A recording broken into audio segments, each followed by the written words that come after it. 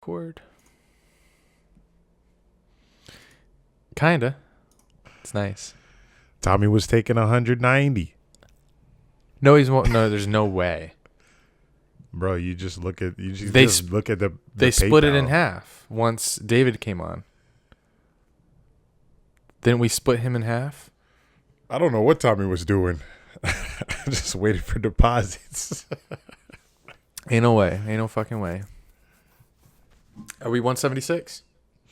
Indeed. You know I change it every ep. All right, everybody. Welcome to episode 176 of Dunn and Drew. We got hit up today. People making sure that we're recording. They're like, oh, wow. This is new. Yeah. I like it.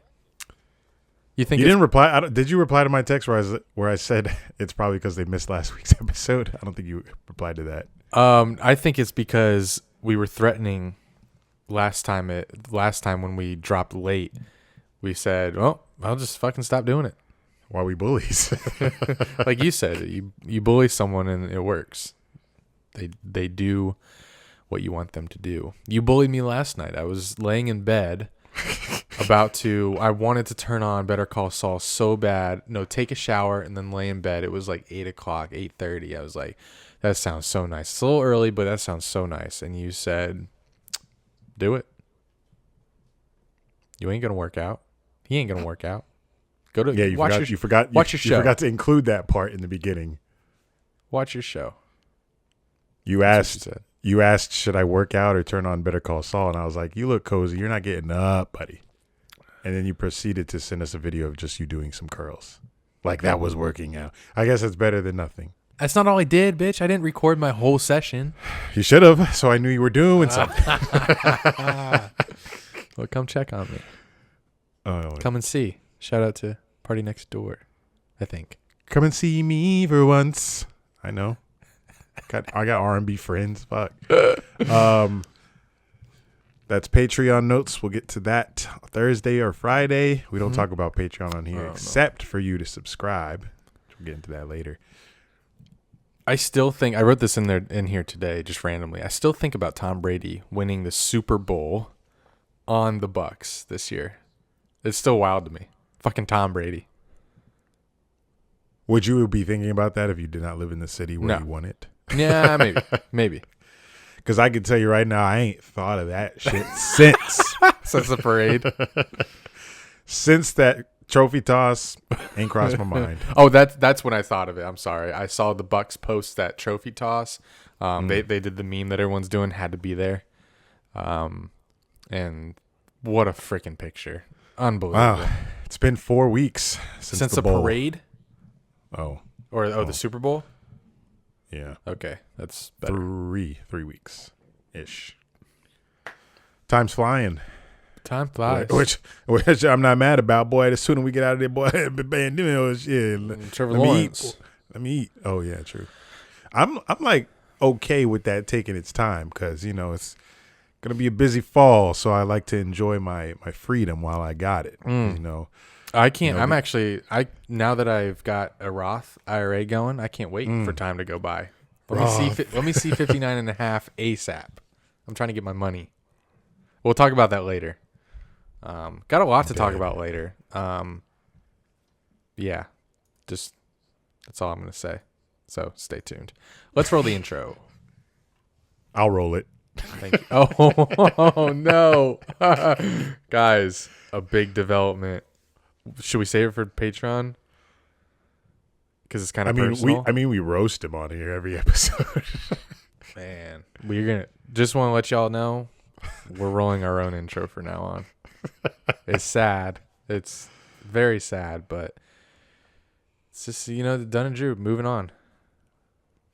Dunn and Drew Entertainment LLC. Roll the intro.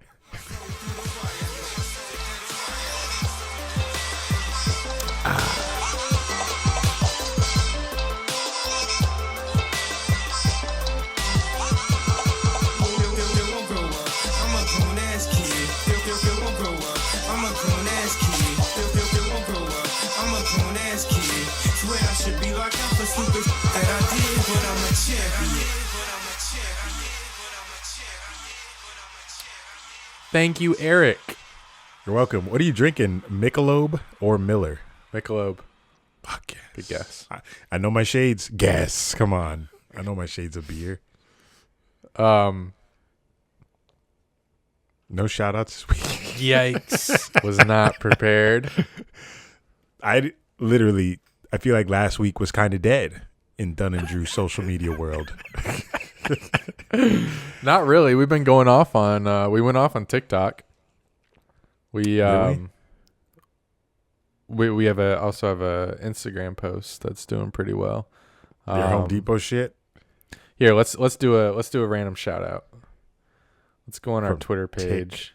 Twitter. I feel like I've owed here. Someone's been in. Oh, Justin Clemmer. He's in our DMs. Who? He said record today. I know someone else asked us to record today. Hold on. I'm gonna shout out everyone that okay. Trevor Lawrence. He gotta warn me before posting on Instagram. Oh, me? Trevor Lawrence. Oh, Trevor. 'Cause Sheesh. he's cute. Damn. Who else asked? Oh, Jonah. Shout out Jonah Neighbor. No, I'm sorry. New Burger. He asked us if he's getting an episode this week. And there may have been someone else, but I apologize. Listen, we have a solid, loyal fan base. But in order to grow it, the current listeners have to spread the word. You know, it takes an army, it takes a village. We're in this together, guys. So, but we'll do our part. You know, we'll drop this heat. We'll fucking venture off the NFL season, give you this content. You know, look how dedicated I am. Boy, we in March. I brought the bad boy back out. What is that The for? vlog camera has returned. I charged all the batteries today. I ain't pulled this out since fucking 2019 season. We doing content soon? We're gonna vlog your move. Okay. Whoa. Little preview. Get to that later. Spoiling everything already. Why we spoil all our rants, raves, and reviews in the beginning. Guys, you guys did it for us. Speaking of loyal followers, we were in hot water with Manscaped. You guys pulled through for us. They are renewing for a new season of Dunn and Drew. They're on board for the next 3 months. 4. Yes. Till June. Through June. Through June? Through June. Oh my God, we are nice. So, guys, thank Nice. you. You saved us. So the podcast lives on. Oh my God. Let's do a Manscaped ad, and I'm still not kidding when I say you have to get this product. Like, I don't have to say that for the next 4 months. I don't have to say that until June, really, because like we're safe until June. But I'm telling you now, in March, that this product, like, use our code Dunn and Drew, 20% off and free shipping. It's the best in men's below the belt grooming. They just released their cologne. Come on, Kyle. We got to get more new script. He's sending to me. I did that not update because I took out the cologne. It's the first thing up there. Okay. Everyone knows that Manscaped has the perfect package 3.0 for all your below the belt grooming needs. It's it has all the essentials for your below the belt grooming needs. I already read that. Lawnmower 3.0 trimmer and crop formulations. Yes, I'm talking about the ball deodorant toner to keep your testes besties. It's time to feel sexy, men and women. Women too, I think. 20% off and free shipping. What have I used recently? I use the cologne every day. You guys hear me rave about the cologne. It's freaking best. Hold up. What? Oh, you smelling yourself? I did a combination before the pod. I used the spray and then a crop mop. You should try that.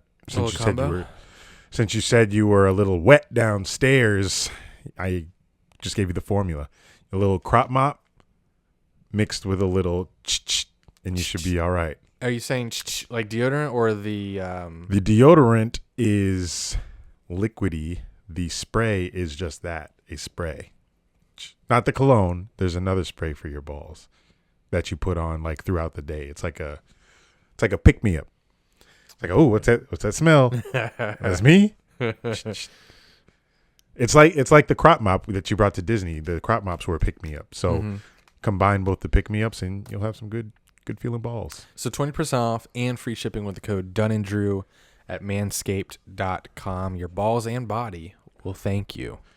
Yes, and we will thank you once you join our Patreon, which is $5 to join, and you come into the Discord. We get a message. Everybody gets a message. You're greeted with open arms, and we would like your cock sent. And yeah, we love every time someone joins the Discord chat. It's a big welcome party. There's the thing's active all day. I can't even keep up, but I am in there every day. Trust.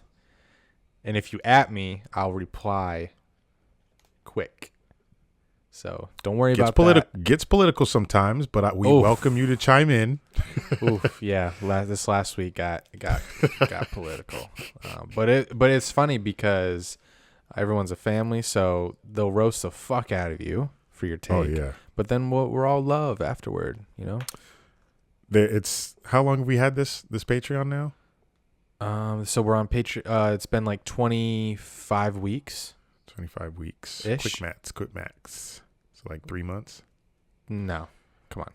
3 months. No, that would 6. be like 8 months. 6 to 8. 4 times what equals 25? 4, 6. 6. Yeah. 24. Yeah, 26 times. So, yeah. So like being in a Patreon and Discord that long with people, you know, you develop things, names, and they become a pattern. So, you know, there's some culture in there now. I don't know how Wiz is already roast. Like I don't know when I became close enough with Wiz for him to roast me for being gay, but that's how close we are in there. I must miss that every time he does it. You missed it. It was pretty good. A little hurtful, but it was good.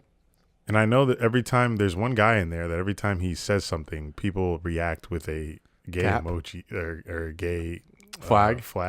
Yeah. There's one person that they react that with. Yeah, I think it's JC. Someone said something the other day. Maybe it was today, and people reacted with the pride flag and the trans flag. I didn't know there was a trans flag. Yeah, the cap reaction's always the funniest. Oh yeah, just 10 caps on a text, and it'd be like someone trying to improve their lives. Like, I think I'm gonna lose weight. Cap. Fat fuck. Yeah, so patreon.com/Dunn and Drew for your cyberbullying needs.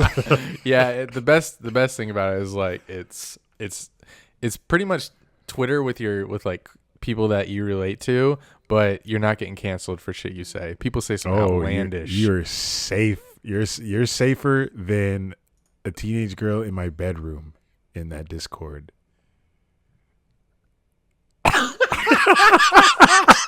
That was scary to hear transpire. But I think because you're safe I won't there. because I won't do anything. Right. But I had to register it and make sure that you were okay saying that. That didn't sound good. I know it didn't. That's why I said it. But it makes sense. That's the line you have to toe nowadays.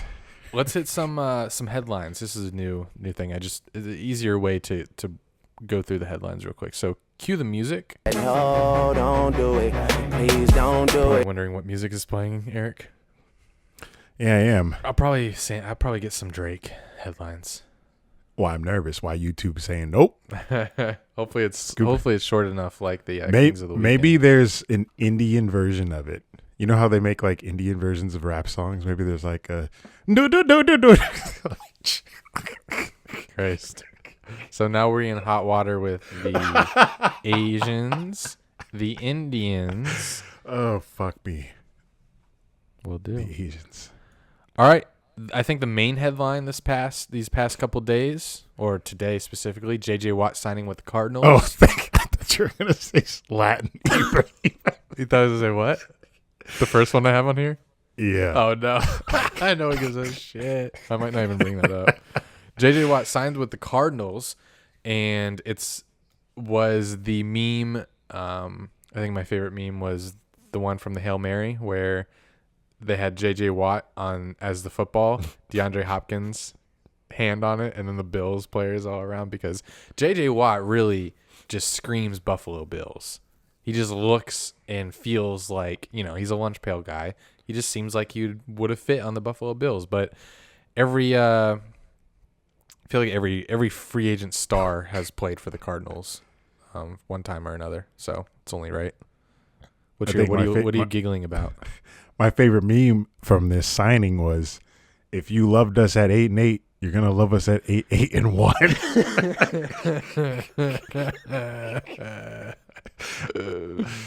JJ Watt. It was cool though. I just saw this before we recorded that the owner is a pilot, and he picked him up in his private jet to take him to Arizona. So I thought that was pretty dope. It's picture perfect, because you see the owner next to JJ Watt, and you see the jet in the background, and you see the Cardinal logo on the wing. That shit is fucking dope, man. Like, I wish. Imagine having a damn jet with your NFL team's logo on it that you own. Yeah, it must be nice to be a billionaire. Fuck. So somehow the Twitter account Field Yates, he's a NFL insider for ESPN. Somehow he fell for this. And it was originally tweeted by or found by some tweeter named Football Chops. He tweeted this, or he exposed it, or brought it to light, and then somehow Field Yates. Is that his real name? I feel like I've talked about that on this podcast before. Like, what kind of name is that? How you doing, Field? Field Yates. Don't like it. But he saw this account called KJ Watt, and he believed that it was JJ Watt. It has a picture of him that's clearly from Google, and how do you not see KJ instead of JJ? And his bio says Super Bowl 56, Green Bay, Cleveland, Buffalo. Like, you really thought that he updated his Peloton? So, by the way, this is a Peloton profile from like, that bike that people get to work out in their homes. This is his Peloton, or someone's Peloton profile. They changed their name to KJ Watt with bio of Super Bowl 56, Green Bay, Cleveland, Buffalo. You really think JJ Watt did that?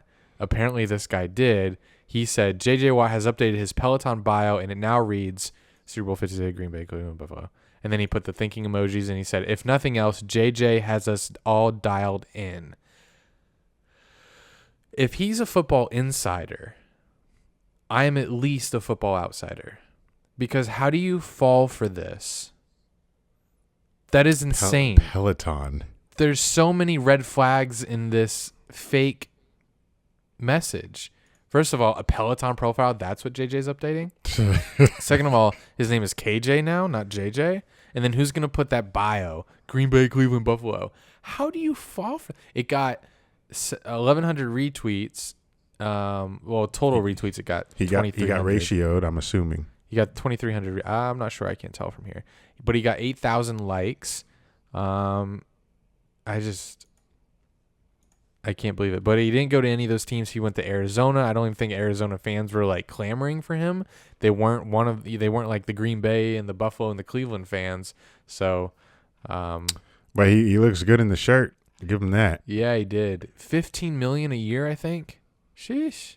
Yeah, he definitely chasing that bag. I mean, the Cardinals are chasing the name of JJ. Yeah. But pairing him with Chandler Jones, I think will up his game for sure. He's not going to play like with a deficit. Like, he's going to play on a better team than he did in Houston. So if they do make the playoffs and he stays healthy, that's the number one thing. He hasn't been healthy very often, but he did have like 16 sacks in 2018. But it's just, he's got to stay healthy. And if he does, I'm sure he'll be like the Calais Campbell type for the Ravens. He'll make an impact, when it's needed in the playoffs. And if he does, it's just a bonus, even though you're paying a lot for him. I don't know if this is a good comparison, but he kind of feels like the Rock of the NFL. The Rock. obviously on a much lesser scale. But What you mean? What you mean by that? He seems more of a character than a football player. Don't know. That's my take. I think personally, just because I don't know much about or have seen much of J.J. Watt in my years of watching football, or I've never really paid attention to the guy. Well, you definitely just haven't paid attention because he was like a nightmare for Jaguars fans. When every time we played him, it was like, where the fuck is JJ? We're not gonna be able to block him, so let's do whatever we can. He was annoying. He was an annoying thorn in the side. When he was in his prime, he's obviously Hall of Famer, but when he's in his prime, better than, I think. They say Aaron Donald could go down as like the best defensive lineman of all time.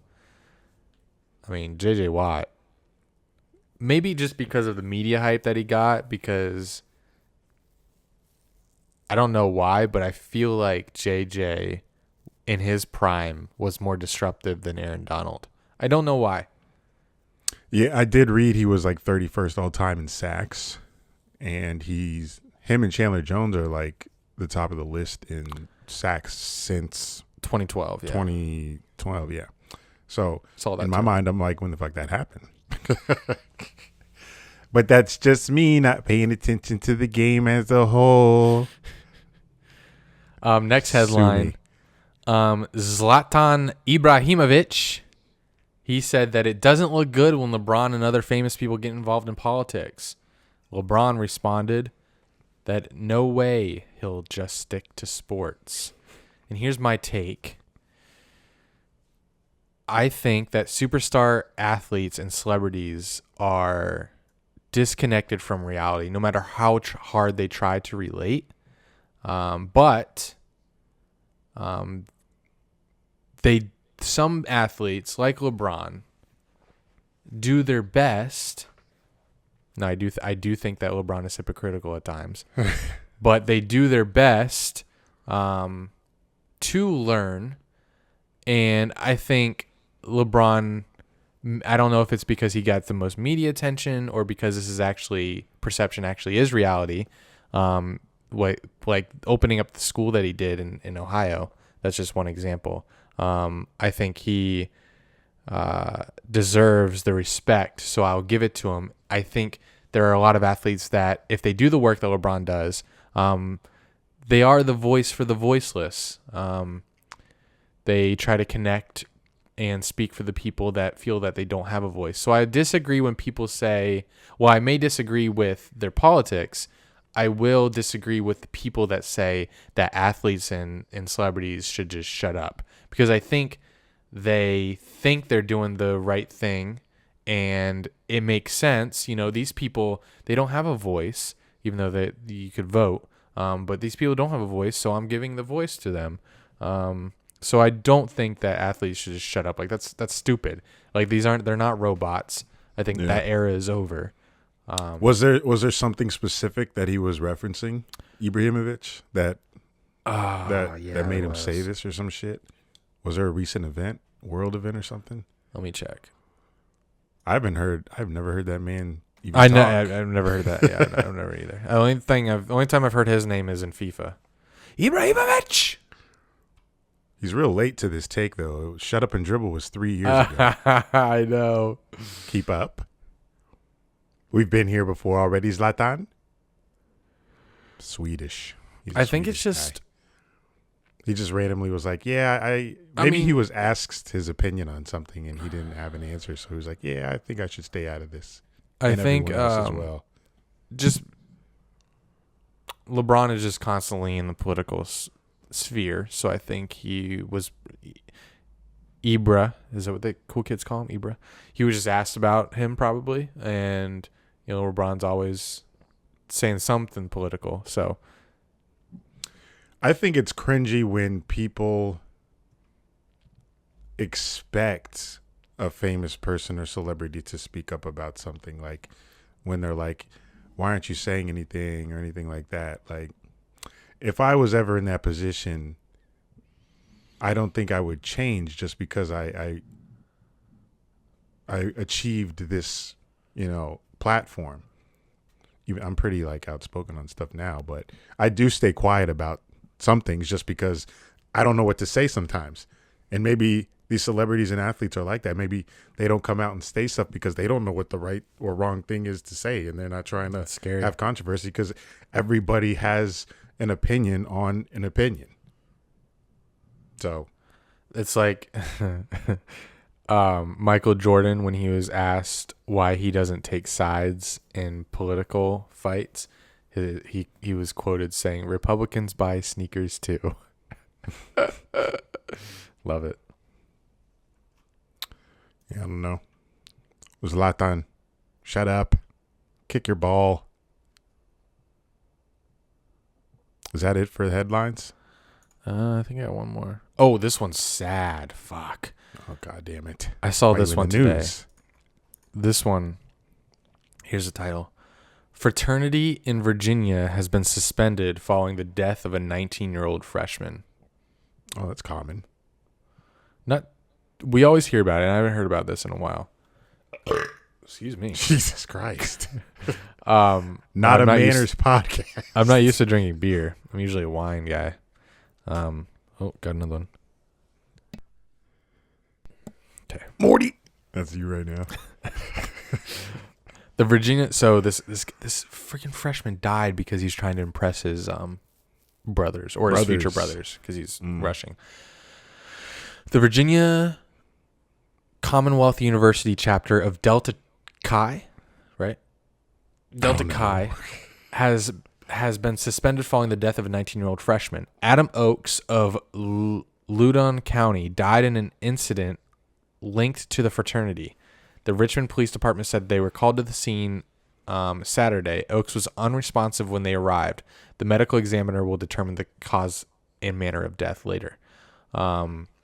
The college tweeted a statement confirming Oakes' death. VCU mourns the death of student Adam Oakes, who was identified by authorities as an off-campus resident. The pictures of this man, he just looks like such a sweetheart. It's so upset. Okay, here we go. The college said the National Office for Delta Chi issued a cease and desist order on Saturday, and VCU said it took similar action Sunday. Oakes' family said they found he had died through the Loudoun County Police Department, but they found out how he died through social media. "He is all we had. He is everything we had in our life," said Eric Oakes, Adam's father. He began to tear up as he talked. "We had one child. He's a lovely kid. He's just totally enjoyed life." Cousin Courtney White said she wanted to make friends, said that he wanted to make friends, so he rushed and received a bid from the frat Delta Chi. "He was sweet. He was so sweet," said White, his cousin. "He had the biggest heart and would literally give you the shirt off his back." And that's what this guy looks like, guys. He looks like a teddy bear. "And when this frat wanted him, he just felt so accepted that he wanted to impress them and be part of the brotherhood." His roommate, Alec, said Oakes' death has hurt him deeply. "I just feel heartbroken. He was one of my closest friends. He knew so much stuff about me." Oh, that's so fucking sad.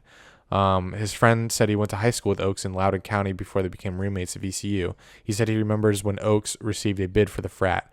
"He came into the room all giddy and said that the president gave him a bid," he said. "He just wanted to feel accepted and be with these guys." The cause of death has not been released by the officials, but the family is adamant it was a result of incidents within the fraternity. "What we're hearing right now is that he drank a handle of Jack Daniels. The kid told us the names of the bigs. They told us they told us more information than the police did. President of the college said that we are heartbroken with the tragic loss of one of our own. I offer my heartfelt sympathies to Adam's loved ones and close friends." So, how do you feel about that? It's sad. Yeah. What I don't understand, what does it mean? And this is embarrassing but I just was not. I just don't understand fraternities. I still think they're cringe. But tell me, what does it mean, without making fun of me, what does it mean to rush a fraternity? This is not an instance in where I would make fun of you. Thank you. I have a little knowledge of it because my early roommate in college was in ATO and he tried to get me to rush. I actually did try to rush one. It was like a business fraternity for black people. I tried to rush. But it wasn't anything like this extreme. It was like a professional fraternity. But I guess they have bigs and littles. Cringe. And the bigs are the people that have been in the fraternity or sorority for an extended amount of time, and the littles are the ones that they're, raising up to take their position once they either leave, graduate, or whatever. I have this information because I was friends with hella people in that shit, and I just like they were always like, "This is my big, this is my little." I'm like, don't give a fuck. I just want to win fives. But I don't give a fuck. I don't recall any stories of like hazing or anything like that. But I was always at like frat parties and stuff. But I don't know any stories of. What does it mean to rush? Like what? To running somewhere? You're trying to get accepted into the fraternity. Is there a time limit? Like why is it a rush?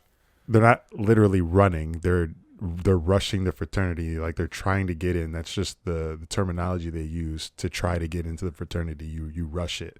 And whatever that entails for that specific fraternity, it varies by each one. But ultimately, the people that are rushing are trying to get accepted into that by the presidents of the fraternity. So it's like a job interview? Whatever criteria that the fraternity has for it, that's ultimate goal. Like, yes, it is kind of like a job interview. Criteria. I feel like it could get... And some do have fees to be in it. Like, I know there's like some are like hella fees. Some are like $500 a semester in some big schools. Hella fees. But I guess you get like into the parties, you get free friends, and you get to tailgate with them. Yeah, you go to chapter like every. You go to dances. Like, they do dances, I think. Once or twice a week, you go to chapter. They do dances, trips, whatever.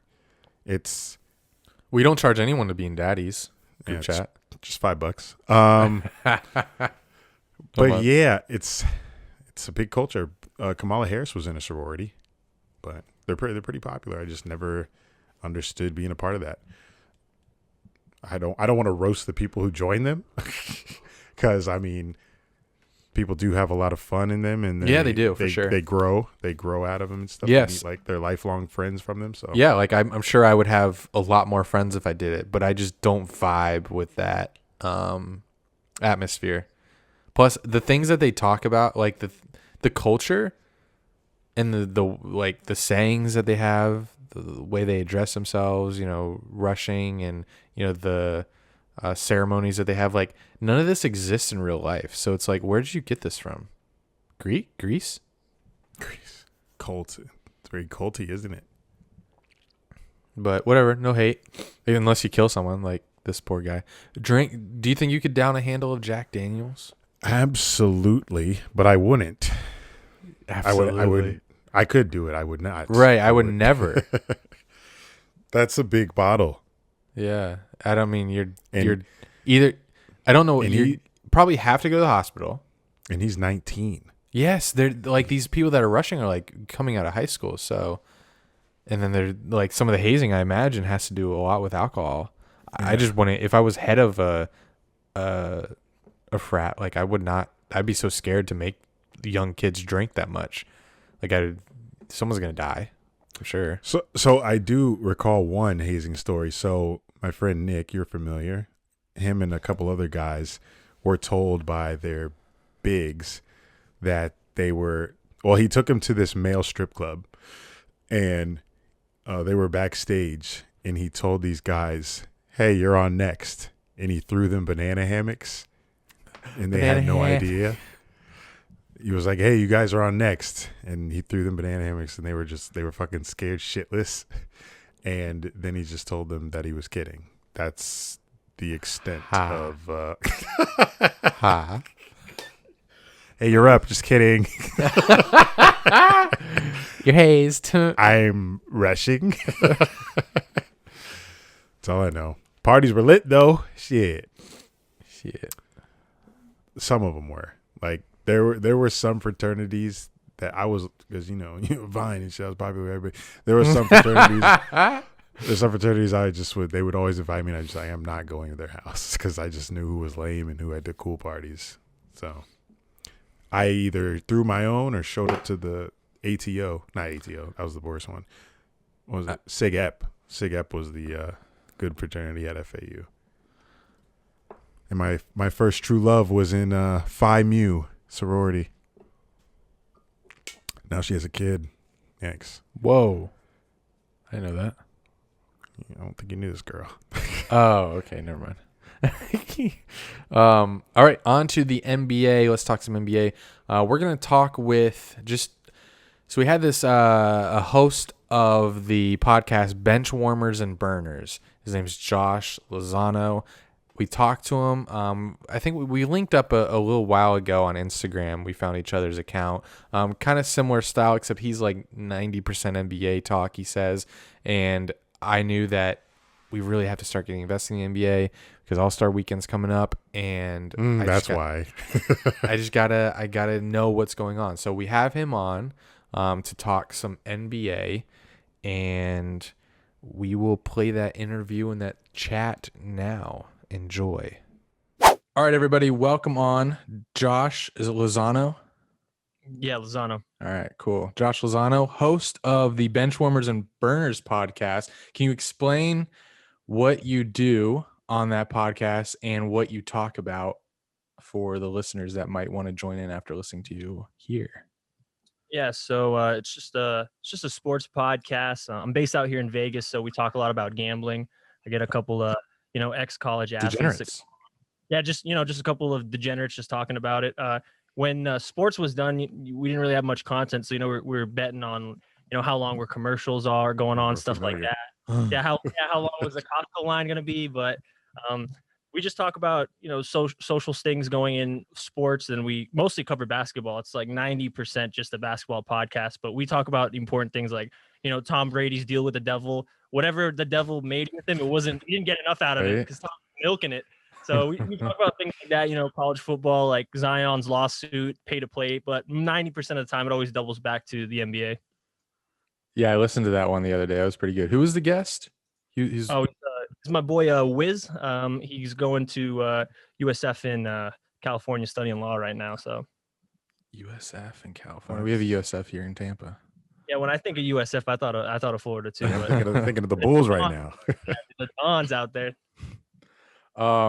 Yeah, I'll browse on Instagram and other social medias like other sports podcasts, and just because I'm curious, like people on like our level, I'm curious, what they sound like and what they're talking about. And normally I'll listen and I'll like cringe because of like, oh, their audio sucks, or they're just awkward when they talk. But yours is really good. And I see you got a nice little setup there. So hey, appreciate it, man. Hey, most of this is stolen. So any young podcast that's trying to get in it,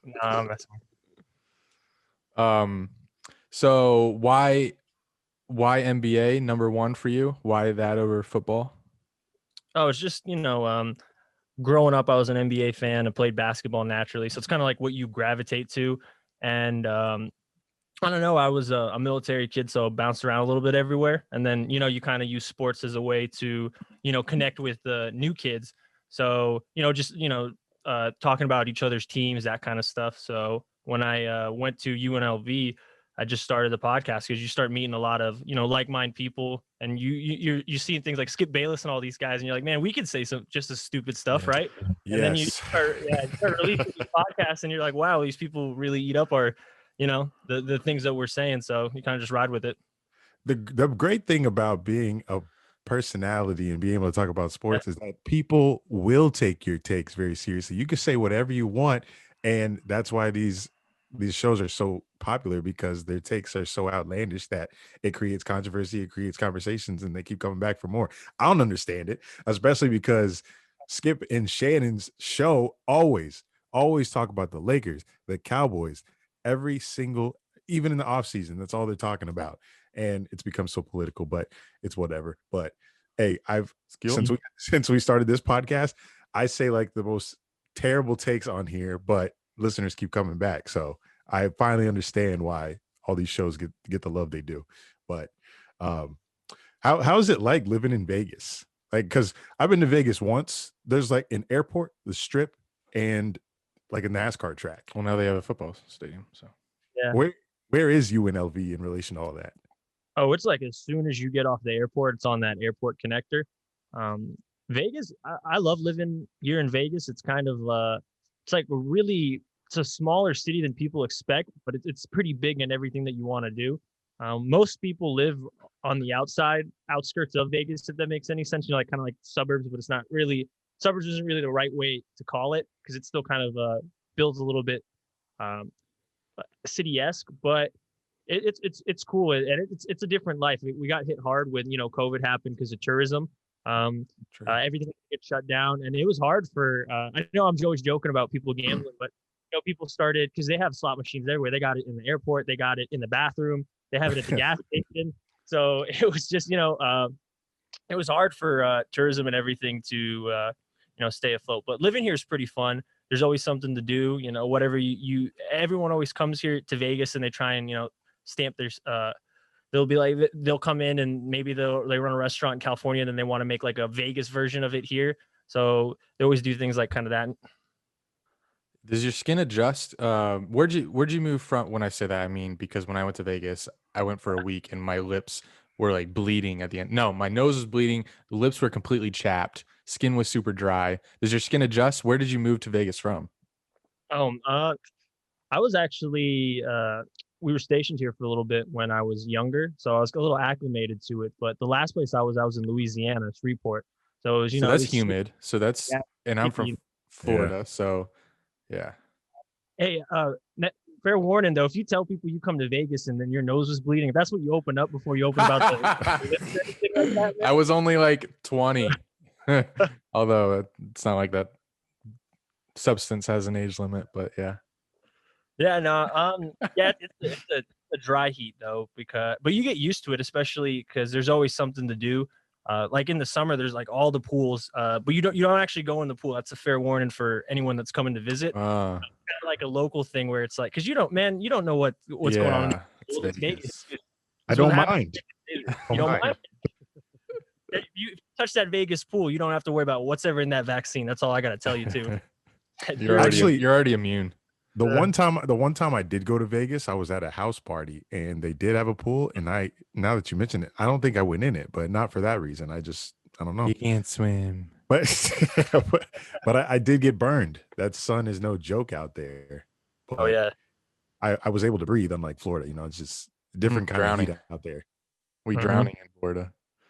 We drowning. So how'd you become a Lakers fan? Was that before or after you went out west? Oh, so I was born in the Philippines, being the whole like military kid thing. And when I came to the US, that was when it was like prime time Kobe and Shaq. And you know how you are when you're a little kid, you're just like, what the fuck's this? Like, what is this? Like watching championships and seeing parades. So that's when I started. Yeah. So that's when I kind of became a fan. But then you see that, but I didn't see him start winning again until way later because, it was just like the Kobe Batman by himself era. But that's when I kind of like fell in love, him dropping the 81 on the Raptors, just watching that. So that's when I kind of really, really became a fan because I came to the United States seeing them win the championships. Then there was not a long drought, like a small drought where it's like they're not even making the playoffs. They're getting bounced by the Phoenix Suns. Yeah. You watch Tim Duncan and the Spurs. And you're just like, man, look when are we going to get back there? And then, you go and then you lose the first time you get back to the finals, you lose to Boston, but then beat Orlando, beat Boston, and then, just kind of like a lifelong thing. Plus it's nice being a Lakers fan, and it's obnoxious. It's like being a Lakers fan is like, the hubris. It's like oxygen. Even when they're not good, it's there, like Lakers fans hubris. Yeah, even when the oxygen's thin. So what's the best storyline in the NBA this year? Like, introduce us to the 2020-2021 NBA season. We've been on a hiatus. And the reason I feel like we've been on this hiatus is because, I think we're just too excited for our NFL future because we have the number 1 pick in the draft and, we're about to be really good. So we're not a Jags podcast, but we lean Jags. But the NBA just normally, like, Andy don't even watch until All-Star break, which we've arrived. But You know, it's just different for some reason. We watched the bubble. Like bubble was dope. I was a big bubble fan. But now I don't know. I got Mavericks Magic on right now, but you know, I'll watch like maybe 1-2 games a week sometimes. But I couldn't tell you the leading storylines in the NBA right now. So we need your help. Hey, I got you. Well, hey, but not to get too off topic about the Jags though. Excited for Urban Meyer. So yeah, because I remember what he was doing with back in the Tim Tebow era, and I'm just excited to see what kind of cast of guys he's going to be running with, like the Tebow, Aaron Hernandez. What's the next? I'm not looking forward to I'm not looking forward to whatever documentary comes out in 10 years about this era in Jacksonville. But I hope if it comes with dubs, kill it. I'm not gonna say that, but if it comes with W's, do whatever you want. Don't care. Yeah.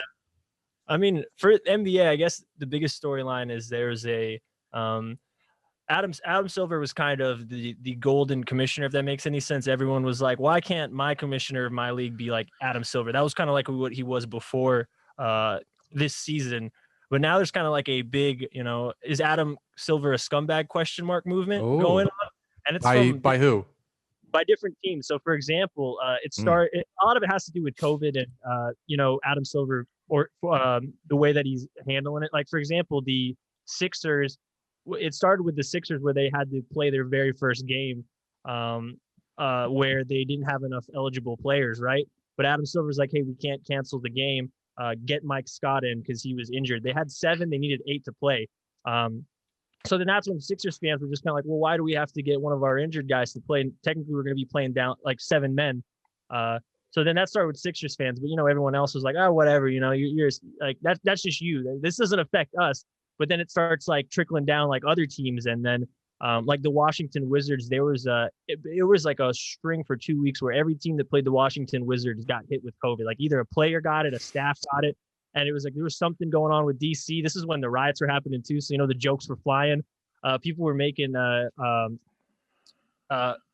were saying like, hey, why is it that basically Adam Silver to like cut to the chase was he understands that you can't be canceling games, especially prime time. And then there was issues too where like Kevin Durant, due to contact tracing, it was like a prime time. Oh ESPN. Yeah, I remember that. Oh yeah.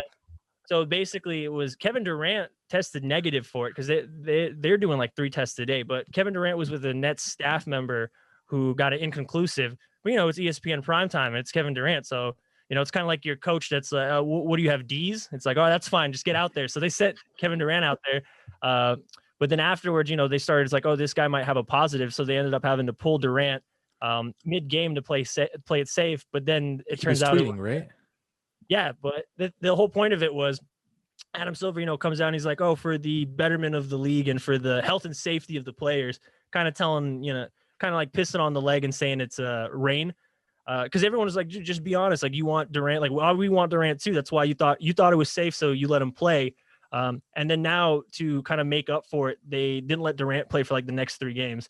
So just a lot of stuff like that. But I kind of get it because when you do the bubble, when you kind of set the bar up that high for yourself, every sports league, like the NFL, they had their issues. We didn't really we understood. The NCAA, they had their issues. We understood. It's kind of just the NBA. They did like the hyperbolic chamber, and then now that they're executed perfectly too. Yeah, it's kind of it's hard, and then it just doesn't help too that Adam Silver's just not honest. Like David Stern's kind of he's a little bit of an asshole, but at least David Stern, like if he vetoed a trade, he'd be like, I just don't think it's fair. He won't just be like, oh, for the betterment of the league, like how Adam Silver should just be like, hey, we need the money. Like you guys trying to get paid. So. Yeah, for real. I was about to be like, it's $1 billion league. Ultimately, Adam Silver, he's got to get his money. Shit. Yeah. But, so everyone understands it, but that's kind of like one of the big storylines in the league. And he's only doing that for those big primetime games because Spurs had, 2 weeks off because their whole team basically had COVID or had contact tracing or whatever. But they just recently played a game where they called up like 2 players from the G League so they could have enough players to play. So I don't know.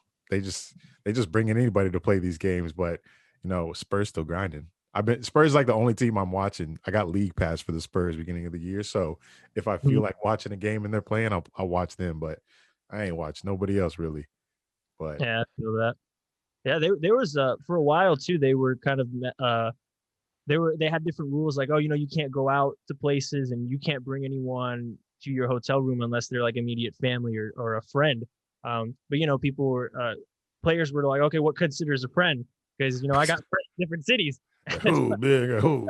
I'm not trying to get a hall pass from you, Adam Silver, to invite my friends over. So just like that. And then now people are complaining that, if Adam really cared about the health and safety, why would we be having an all-star game in Atlanta? So that's like the big storyline right there. But aren't those rules still in place when teams go on the road that they can't leave the hotel or anything like that? Can't have gas. They have to like stay quarantined in that hotel. Yeah, basically it's still all the same. And then they were kind of locking it down for a little bit because all the little outbreaks. But it's tough because it first started. You guys remember in baseball, where it was like the Marlins after a win, they just went out and partied, and then that the Indians, they had to like quarantine in their hotel for a week and a half. That's basically kind of the NBA hasn't had anything that severe, but you had guys going out like here, James Harden in my own backyard in Vegas. He was before the season kind of started. He was out doing things, Yeah, and then it's just like, what can you do other than fine him and suspend him? But it's just like the world that we live in right now. Who's leading the MVP talks? Oh. So it's kind of like a divide. So let me guess before even, because I'm so disconnected. This is hard. Okay, I don't think there's no way. I don't know how good Giannis is doing, but if I were to guess, I'm going to say he's still Giannis. So he's probably doing the same thing he did last 2 seasons. So I'm going to say that he's up there, but I don't think then I can give it to him again. Like, come on, they got to like dangle a carrot out there and say, hey, do something in the playoffs, then we'll give it to you again. So I'm going to go just because I think people are tired of voting for him. I don't know. Run out, I think the voters like. I feel like they like Giannis. They love that man. Oh, Curry. Is it Curry? Oh, not Curry. Curry's he's like in the mid. He's like in the hunt, but he's not really there. Okay, that's all I got. I'll give you a hint. Would that work if you want to keep guessing? Okay, hint. So what conference or? Okay, so there's the 2 big ones. One's East, one's West. Wow. The one in the West is kind of a little bit obvious. He hasn't won an MVP in a long time. LeBron. But you could, yeah. And then the other one on the East, you could say he's like maybe like he's like not if you don't consider Giannis like a baby Shaq, you would consider this guy baby like the baby Shaq of the league. Okay, so Embiid. So it wouldn't. Yeah. Okay, so that makes sense because it wouldn't be in one of the Nets because you can't. I mean, there's only one ball. I mean, KD's been playing well. It's just that those guys are kind of just, they're all using their peak. Hold up. Who the hell is calling Embiid baby Shaq? You never heard that? That man I feel like I've heard that. Shaq ain't never shot a jump shot in his life. Embiid out here shooting all over the damn place. I feel like Embiid's just in a world of his own. Super skillful. The only thing that's stopping Embiid was just kind of like condition and health. Yeah. But yeah. Embiid could be the best. That man's a fucking beast. Like he's showing it this season already. Yeah, but I saw Sixers are top of the East still, right? Are they? Yeah, they're number 1. As we're recording this, they are about a half a game up on Brooklyn. What makes them different this year than all the other years where Doc they Rivers finish in the top 5 and then lose in the second or third round? Kind of just the roster construction. So they got Daryl Morey, they got the mad scientist from the Houston Rockets, and he basically just kind of undid all the issues. It's like, hey, you have Ben Simmons. This guy can finish with both hands, extremely ambidextrous, can read the floor. He just can't shoot. It's just something about him, like mentally he doesn't want to shoot. Okay, so what do we do? And then they surrounded him with guys like Al Horford, who also can't shoot. Now Embiid doesn't have the proper spacing. That's clogged up. So they got Al Horford. So they got Seth Curry now on the roster. They got Danny.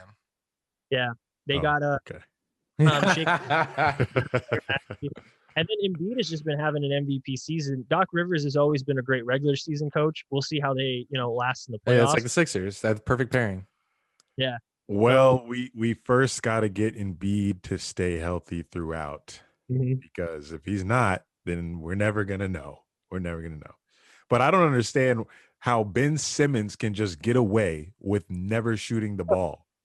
You're a basketball player. Shoot. I don't understand. Or the coach is just saying, you can't shoot. We'll just have you pass the ball and facilitate the offense. You never have to shoot. I don't understand that. But if it works, it works. Yeah. I don't know. The thing about Ben Simmons is there's just like a mental aspect about him because he does everything else phenomenal. And he's a great defender. He's a great rebounder. He's a great finisher. He just doesn't want to shoot. I think that he can make the jump shots. I just think that there's like some mental aspect of it. Like he just doesn't want to get embarrassed or I'm not sure, That's the only reason if Markelle Fultz could fix it, he can fix it. Yeah. Can Fultz fix it? Yeah. Yeah. He's just got hurt on Orlando, but he's been playing really well. I don't know. If I was J. Cole, I'd take credit. I'd be like, hey, after I shouted him out, just started going up after that. Cue the music. I'm a physical specimen, and that's the only reason why I can't play basketball is because of the mental aspect. Like, completely understand. Who would you say would come out of the East if you were to guess right now? Is it still Nets? Yeah, probably. I think that the team that matches up real well with them would be Philly, just because the Nets don't got any. They got DeAndre Jordan, and he's not really that great of a defender. They love dropping back with Jordan, but if you watch, there's just so many highlights of him getting cooked by just random players, and that's not really like on him. It's just that's the type of personnel he is. But the Nets are fine with it because they're thinking, hey, we got a generational offense. Like we got Steve Nash, who basically is like a substitute teacher as a coach. Like think about that. Their first year coach is Steve Nash, right? With no coaching experience, no nothing. You give him the keys with Kevin Durant, James Harden, and Kyrie Irving. Yeah, that team's gonna have a lot of freedom, because he's just like, yeah, go for it. Plus, it's like, hey, I'm not playing defense either. Like I played for D'Antoni. Cool teacher. Yeah, he's a cool teacher. Steve Nash is watching soccer games in the locker room post game while the players are coming up with ways to win. Yeah.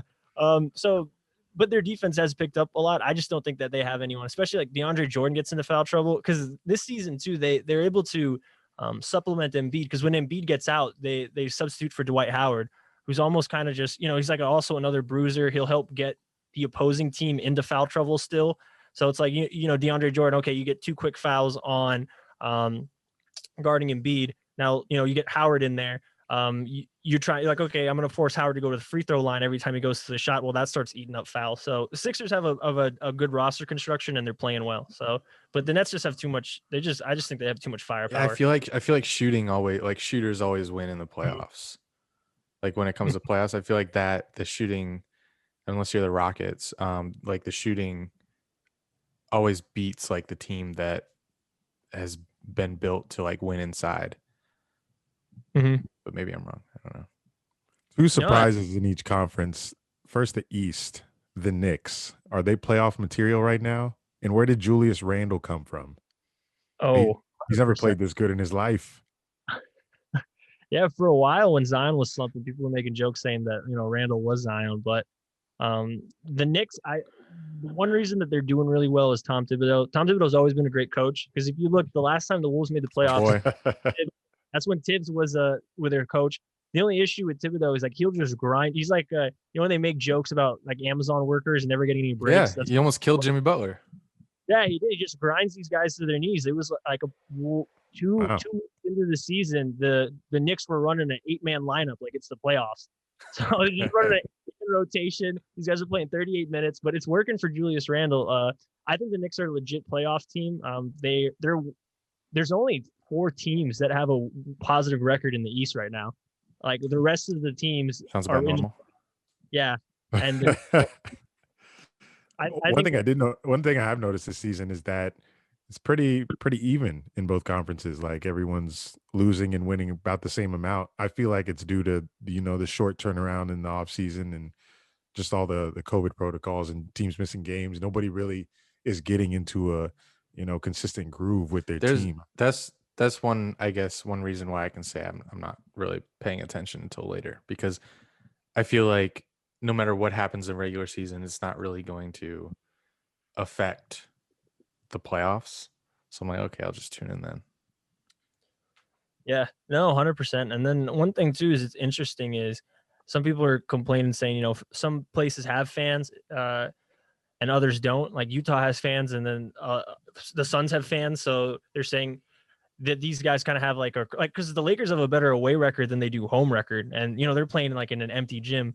So if you're kind of getting your ass kicked and there's no one yelling at you, you don't have that second hand. It's like, oh, I don't want to get blown out by 20 points. I got these people watching me. Compared to when you're in an empty gym, you're just like, I'll ship this. But then when the Lakers are on the road, and we've noticed that a lot where I don't have the splits, but teams that do have fans, they do much better on the road. I mean, at home. And then the teams that don't have any, when they're on the road and they're playing in front of other fans, they do a lot better. So that's kind of interesting. It has been like a weird year for the NBA. Yeah, I can't wait for fans to get back. Oh my God. I wonder what I wish they could do the I guess they can't. It'd just be nice to do the finals like some way to allow some sort of maybe are the Nets doing no because New York they wouldn't allow fans. I think they just California is not going to allow fans, so we might have a fanless finals. They might do like Adam Silver going back to the whole scumbag. He might just do like a bubble, like a hyperbolic chamber for the finals, so you can sell tickets. Go somewhere that is open, like Texas. That's what they did or Florida for. That's what they did with the Super Bowl. They had it in Tampa, and then MLB they had the World Series in Texas. So they might end up doing that just so they can sell tickets. But it's funny seeing how teams handle it. Like, did you guys hear Miami? They have like the COVID sniffing dogs, and I was like, yeah, right. Yes. I was like, that's drug dogs. I was like, you could, yeah. And then the meme of the guy like checking people in, they're like, this is how good security is in Miami. He's just like touching people. And he's like, all right, go through. All right, go through. Yeah. Yeah, I don't know if that works. It's weird in Tampa though. It's probably just used to get the black people out. Because it's really a drug. It's weird in Tampa that that the Super Bowl was like pretty packed. The parade was pretty lit, but at the arena that the Raptors play at, they don't allow fans right now. Oh, really? Yeah, it's weird. For Florida. Canada, but I'm sure you just shipped the finals to yeah. Canadian Prime Minister is probably like, yeah, don't put no fans in there. See what y'all doing in Florida. That's great. That Raptor court. It's fun. So out west, the Jazz are first place. I'm surprised you have not mentioned that because I really thought you were going to come on here and be surprised because I've been surprised. And I'd seen the Jazz jokes flying on Twitter that like no one's taking them seriously.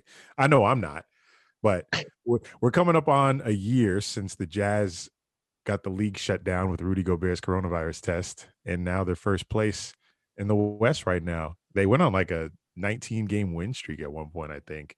But I don't know. I can't take the Jazz seriously, even though, Donovan Mitchell 8 last year in the bubble against Jamal Murray. It was a great series, but I just hear Utah and I hear Jazz and I'm like, yuck. Why are they nice? Why are they nice this year?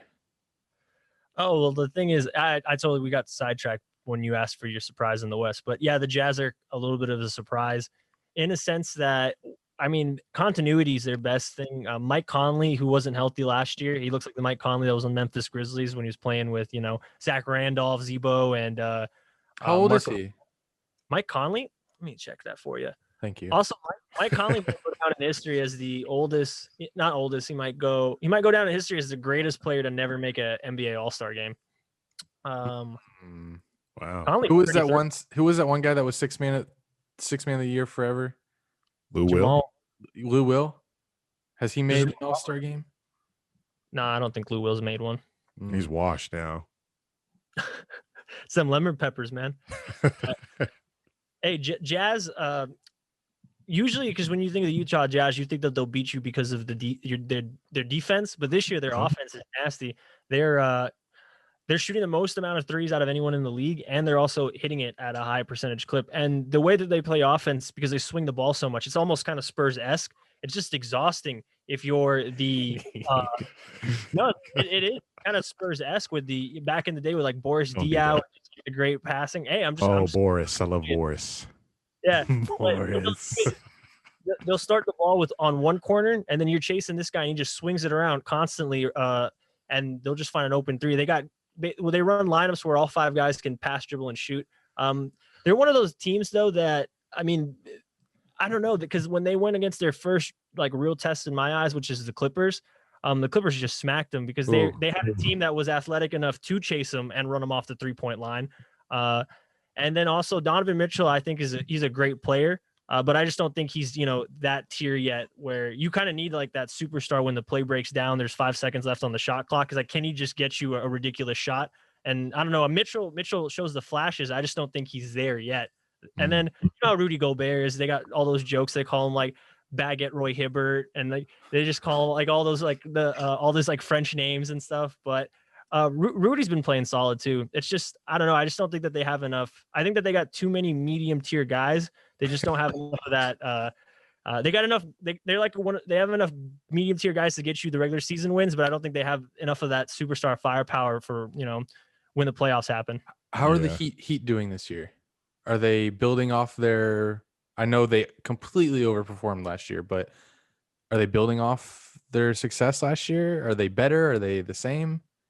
I mean, they took a little bit of a regression, but I don't think it's regression as in talent. They just got hit hard with injuries and COVID. Like Jimmy Butler, he had COVID, and he was one of the few guys who got affected by it a lot, and in the sense that he ended up losing like 20 pounds. Wow. So when he finally got healthy, he had to miss more time just trying to get his conditioning back. But, Jimmy Butler's an animal. Like, you would have not known that the guy lost 20 pounds from COVID because he came back. But then you had guys, like Tyler Hero was gone for a minute. Goran Dragic too was still recovering because he really wanted to play in that finals after getting that lower body injury. But the Heat, it's funny because they're 17-17 and they're the 5th seed right now. For a while, they were like the 12th seed in the East. The Heat are one of those teams where you don't want to. They might not have the best record right now, but you still don't want to face them at all in the playoffs, especially because they're gonna outwork you. I hope they have a rematch with the Bucks. That would be entertaining. Oh yeah, I don't know if Giannis can. I want that for Giannis though, man. It's like it was weird because early in the season, all the headlines were like, what's going on with the Miami Heat?" It was they were hurt and the virus, so I didn't understand that. But now, like you said, they're 5th seed in the East, 17-17. They're on the tear. They're still the same Heat. They just had problems early in the season. It's a long season. How we overreacted Tell me about it. In a 72 game year this year. I didn't understand that. Plus, it's the Eastern Conference. The Heat are in a division with the Magic and the Hornets. Like, that's not going to be a competitive division. It's always going to be some point that you can win that. It's not like the Lakers and Clippers are in that division. Mm-hmm. Oh, Clippers. Are they gonna like come out of here and what are the chances of them sneaking and getting the finals appearance for the West? I haven't seen one damn Clippers game this year. I haven't either. I haven't seen a highlight, I don't think. The Clippers, they got one of those issues where it's like they just don't show up during the primetime games because like recently this weekend some are saying it was the best game of the regular season so far. It was Bucks versus the Clippers. Bucks didn't have Drew Holiday. Clippers were up like 5, or they were up by 5 or 6 with like 2-3 minutes left. And then at that point, they just kind of how the this iteration of the Clippers where, they were up 3-1 and then they blew a lead in 3 consecutive games to the Denver Nuggets. Then they played the Warriors. They were up 20 against them this season. Then they lost that lead. They're up against the Bucks by like 6 points with 2 or 3 minutes left. They blew that lead. So it's kind of just, Doc Rivers looked like the problem. Like, oh, you couldn't win because of Doc in the clutch. Now it's like you got Ty Lue. Is it the coach, or is it like the identity of this franchise? Is it like Steve Ballmer with the Microsoft fonts? Like, you guys just can't close out. Like, you guys got to download something. But I like them. My only issue though is it looks like the Jazz are for sure going to get the 1st seed. So that means at some point the Lakers and the Clippers, they're going to have to face in the 2nd round. So let's go. So you're going to get that battle of LA. Lakers in 5. That's I think if the Clippers could get the 1st seed and they don't have to face the Lakers till the conference final, or even hopefully just not even play them. But I think if they're on a crash course in the 2nd round, I just think that LA just has their number. Well, that's funny because they're both LA. I guess the Lakers have their number. And they're doing All-Star Weekend all in one night, right? This upcoming weekend. Yeah, in Atlanta. So All-Star Saturday. Yeah, they're gonna do like the dunk contest during halftime, I think, and then during the What? quarter, they're gonna be doing like the 3-point skills challenge intermission during Long at night. With fans or no fans? I have no idea because Atlanta's open. The Hawks had fans, so I'm not sure if I'm sure they will. You know, Adam Silver's trying to sell them. Adam Silver. You've made me hate Adam Silver. I mean, I understand it's just a business decision, but you know what's going to be funny is I'm trying to see what happens after, because Atlanta is popping. I don't know if you guys saw all the different flyers. It's like I might even get a plane ticket myself. No, I'm just messing with you guys. No, I haven't. I didn't. I'll send it to you guys, but it's like these guys are Photoshop masters. Yeah, it's just like, oh, it's like we got Future back to back with Drake coming in. It's like Future with Drake. And then the other one is Trey Songz makes an appearance. So I'm like, damn, it's like they got and you got artists that I'm sitting there. It's like I didn't even know these people were making appearances anymore. It's like everyone. Well, that was my thought when I saw like 50 Cent in Tampa for the Super Bowl. Some DJ that's really popular in town. I was like, where are they doing these? These aren't allowed, but they did them, and who cares? They were fake carrying. The mayors were fake carrying just for PR, because the bars are so packed here every night that the concerts that went on, the parties that went on during Super Bowl, they only made statements about them because it was a Super Bowl and like the nation was watching. But that shit happens every weekend here. Yeah. Are they partying in Vegas yet? No, it's not that old. I mean, the casinos and everything, yeah, but think of the strip itself is not. It's almost kind of like its own sovereign nation to the city of Las Vegas, so they could kind of do a little bit of whatever. But like actual Vegas itself, like North Las Vegas, the city parts of it, it's still kind of like like two to a table, that kind of thing. But if you go to a casino, they're starting to really really open up. So, but that's what everyone comes here for, is a casino anyway. So, before I let you go, got a quick question. Pose this on Twitter, and we're going to talk about it after you get off, because we got to pick a winner. The question was, you have to pick 3 players. I might make it 2, because 3 I learned is just too easy. You have to pick 3 players from any team, not the Lakers or the Nets. You have to pair them on one team. Who cares if they're East or West? You have to pair them on one team and just pretend they're surrounded by like role players. But you got to pair 3 players in the NBA. They have to guarantee you a finals victory this year. Who would you pick? Okay, not from the Lakers or Nets. Right. Okay, Kawhi. You got to get that 2-way closer right there. Oh, yeah. That takes care of it. In the finals and win, got to get Embiid, because then at that point, there's only just a few guys who can stop that. And just saying of since this is our making it up, Chris Paul. Just because, hey, if it's our fantasy, I want that guy to at least make it. You just want Chris Paul. You just want Chris Paul to get a ring. Man said, "Fuck it." The final is gonna come up in this hypothetical.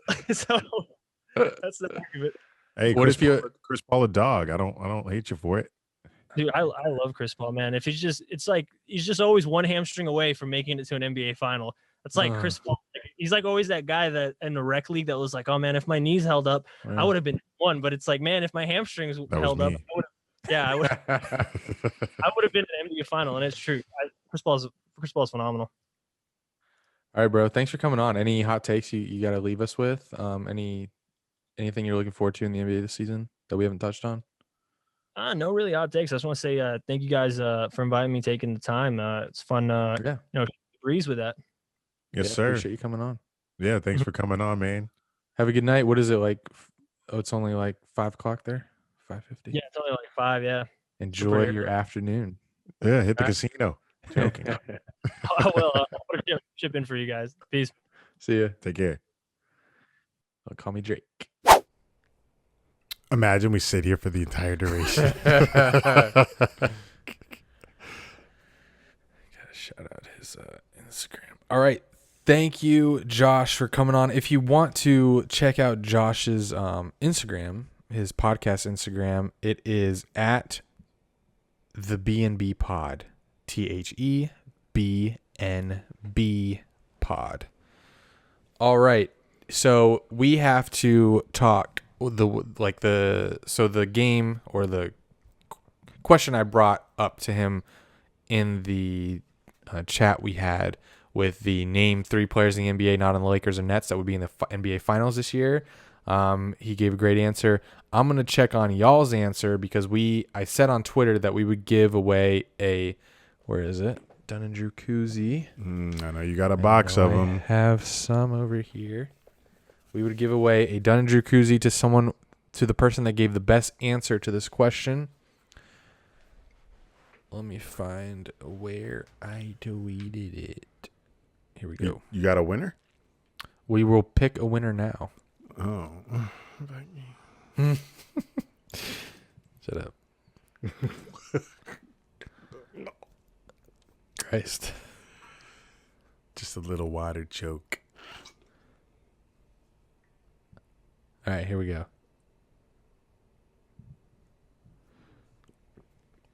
All right, the question is, to refresh your memory, pair 3 players in the NBA not on the Lakers or Nets that would absolutely win the NBA Finals this year. First answer. So when I get to one that beats one that I've already named, that's the only players you have to remember.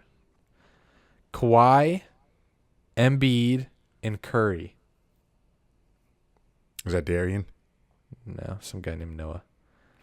Westbrook, Bradley Beal, and Porzingis. Absolutely not. That's a very interesting pairing.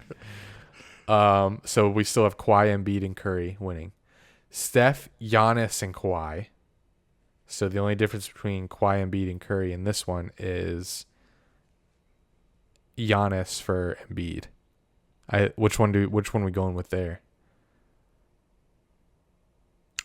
Embiid right Embiid now. or Giannis? Embiid because he can shoot? Embiid right now, just okay. Right now. Agree. So we still got Kawhi, Embiid, Curry. Jokic, Kawhi, and Curry. That's a good one.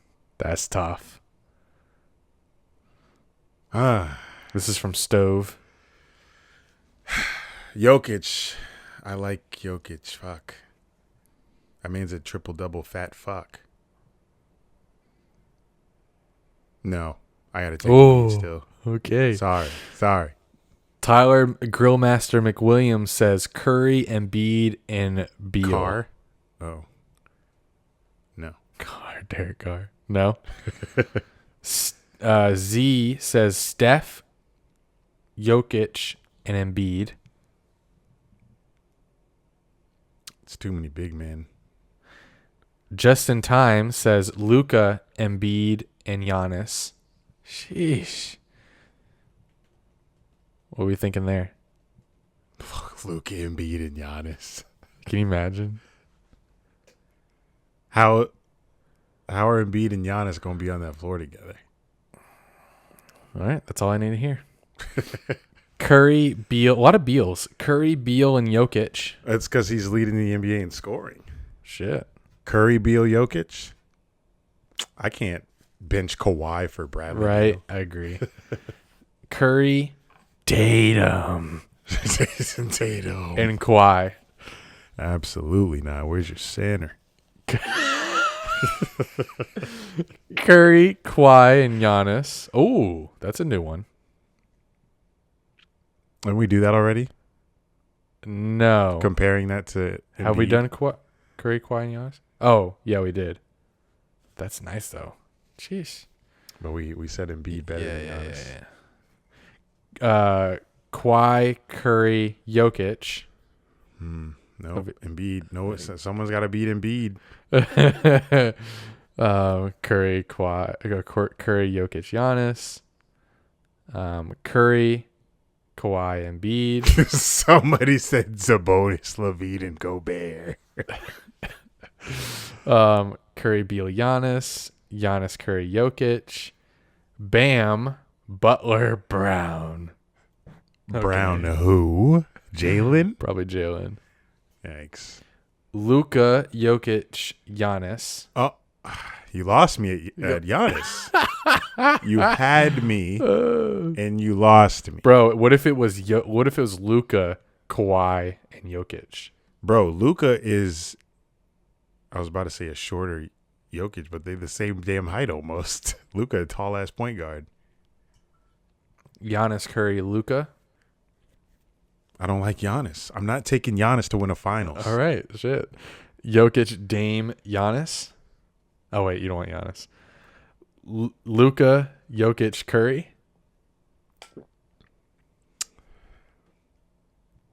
Who's our benchmark right now? I forget.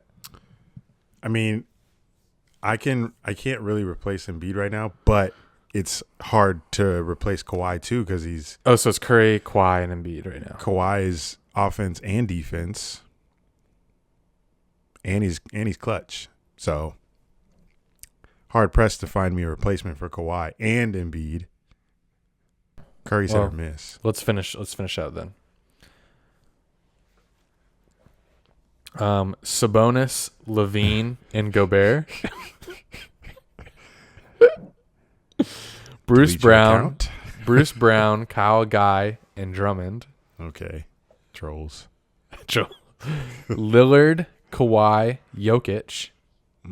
It's tasty. So that's pretty good, right? It is. This is from Will Palladino. Does that beat your Curry, Kawhi, Embiid? It doesn't. Curry's just Curry, the best shooter in the game, boy. Steph, Kawhi, Embiid. Oh, same thing. Steph, Giannis. You don't want that one. Embiid, Simmons, Harris. The Sixers. Colin? That you? Luka, Tatum, Jokic. Is Tatum going off this year? What's going on? No, I guess he is, but Celtics are average right now. Taco Fall. Nobody Taco. Oh God, I'm not done. Taco Fall, Boban Marjanovic, and Jared Dudley. Thanks, Nigel. Nigel, get a koozie for the laughs. Curry, Lillard, and Giannis. That's a weird pairing. It is. Nobody said Booker. Oh, Jinx. Jokic, Lillard, Booker. Oh, wasn't expecting that. Bam, Butler, Dragic, Luka, Dame, Jokic, DeMar DeRozan. Oh, I almost said no DeRozan. DeJounte and Popovich. Popovich taking it up the court. Pirtle. Pirtle. Was that Brian? Booker, I think we have a winner. Paul Ayton. I don't even know who Paul or Ayton. Oh, Chris Paul. Come on, bro. Oh, this is a Suns team. Giannis, Booker, Levine. These people are really reaching. Curry, Kawhi, and Embiid is the winner, buddy. Okay. So, congrats to the first person that said Curry, Kawhi, and Embiid. Noah. That's Termina Court. You win a Dunn and Drew koozie with Kawhi, Embiid, and Curry. And it's funny because you were the first reply. Hey, you put those three guys up against the Lakers or the Nets, they win in the series. It's over. So they're beating the Nets 100%. Oh, yeah. Yeah. For sure. Okay, now I'm nice and refreshed now on the NBA season. Me too. Can't wait to fully utilize my NBA League Pass for just the Spurs. All right, let's talk some NFL. In honor of draft season, me and Eric, Dunn and Drew, are going to review one of the worst draft classes in NFL history, the 2013 NFL Draft. Eric, you're going to be blown away by these results. In the first pick of the 2013 NFL Draft, not a bad one, Kansas City Chiefs took Eric Fisher, Pro Bowler, one of the reasons they didn't win the Super Bowl this year. Solid pick. What an eye. What an eye. They could have, people were flip-flopping Fisher and Jokel. The Jacksonville Jaguars picked at number 2, Luke Jokel, offensive tackle. Did not last long on the team.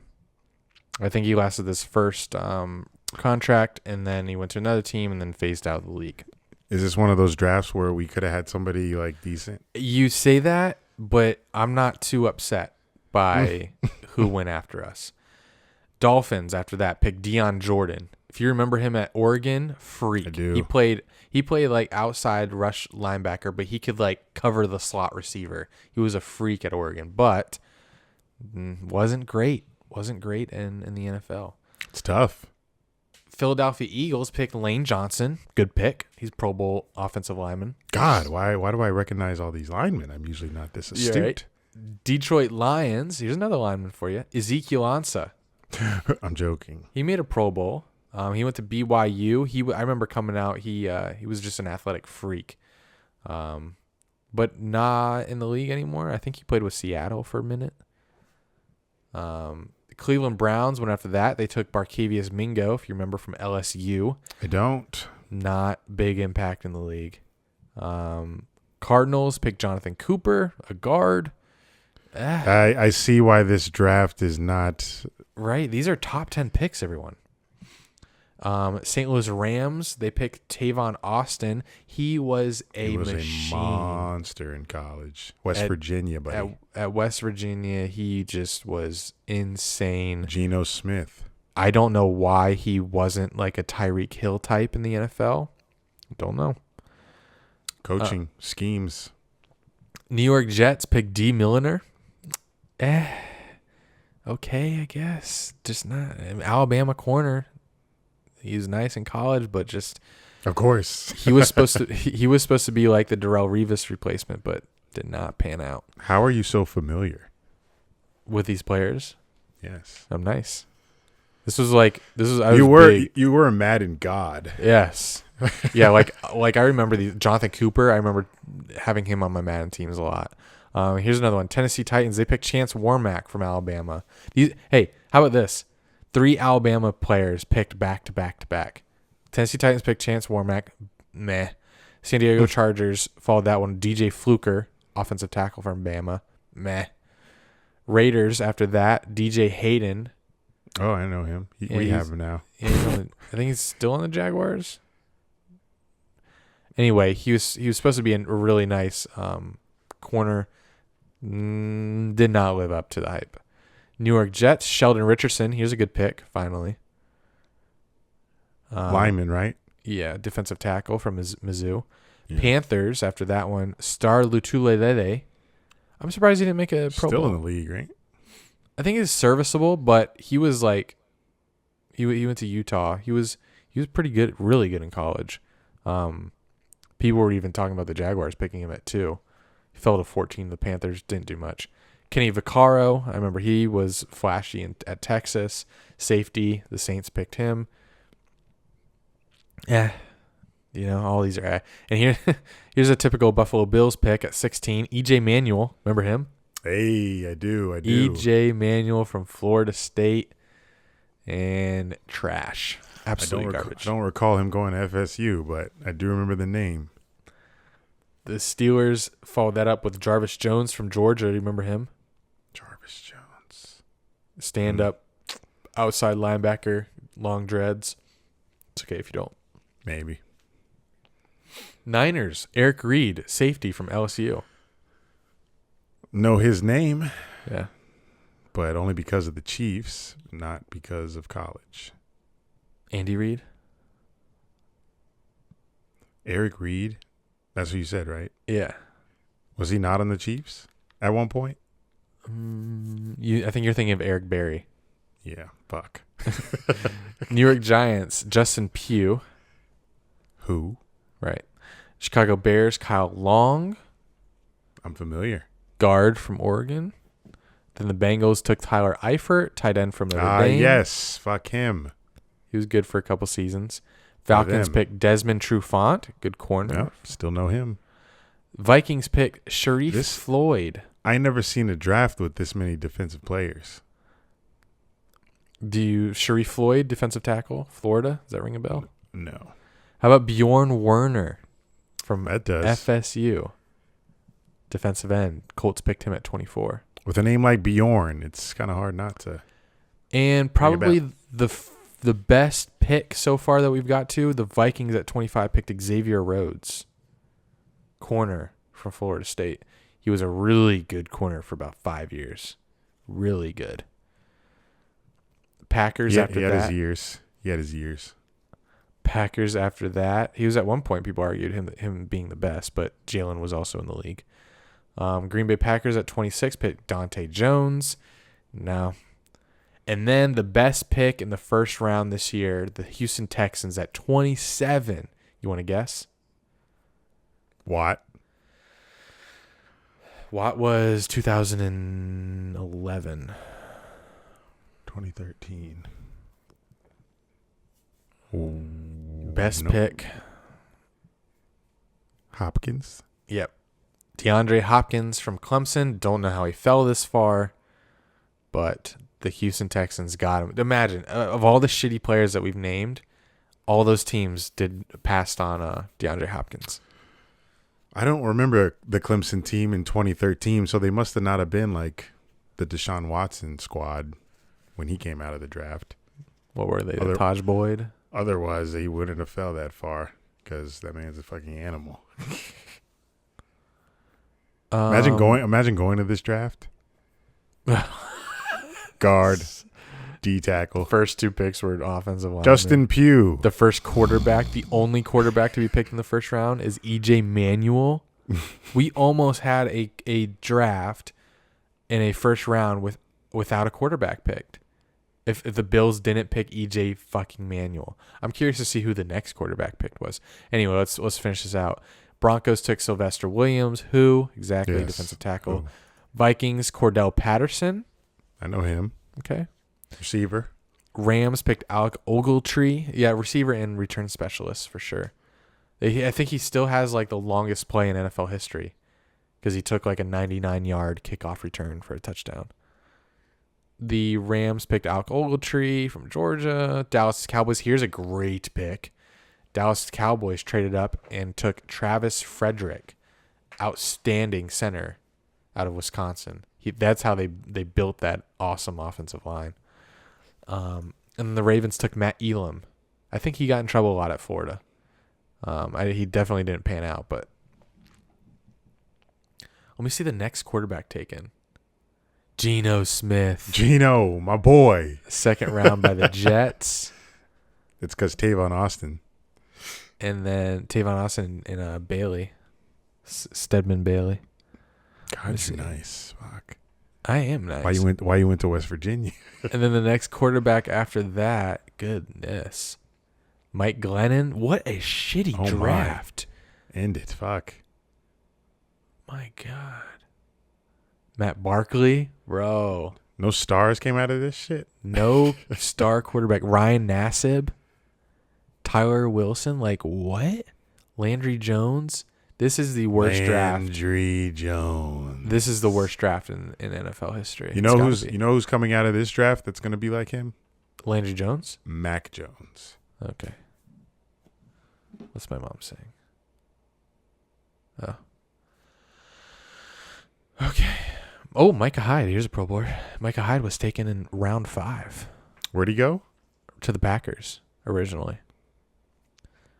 And then in round 6, the Raiders took Latavius Murray. That's another Pro Bowler. Rex Burkhead was taken by the Bengals in round 6. And Bengals fucked up there. Right? Patriots will take any fucking person. Wow. This is just so fascinating. Oh, Jordan Poyer. Taken by the Eagles in round 7. Oregon State. Eagles. 2013. Oh, this was like Vine's beginning. Undrafted free agents that made Pro Bowls. Adam Thielen, Jack Doyle, A.J. Boye, C.J. Anderson, Tress Way, and Brendan Trawick. Never heard of that name, but apparently he's a safety that made a Pro Bowl. You just never know when you're drafted in the NFL what these guys are going to be unless you're Trevor Lawrence. But don't know how I missed this, but Travis Kelce was picked in the 3rd round. Le'Veon Bell in the 2nd. Tyrann Mathieu in the 3rd. How are the Chiefs just nice? They're nice at this. Eric Fisher and Travis Kelce. In that whole draft, they got 2 fucking studs.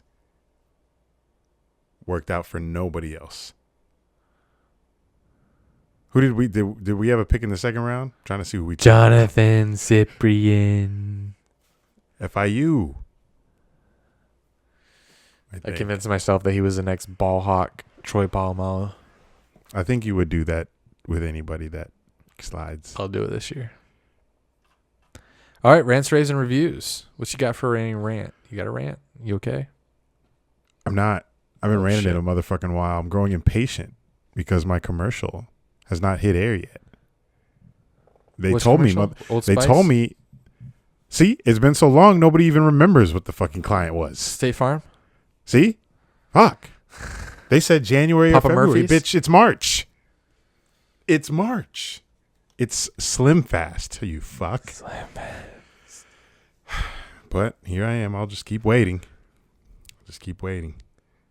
I want to post I've posted the behind the scenes on my other Instagram account, but I want to post the behind the scenes clip I have with the actual commercial. I can't do it because they're dragging their feet. But when it drops, I'll be happy. You know who's also dragging their feet? That fucking reality show that we did an audition for.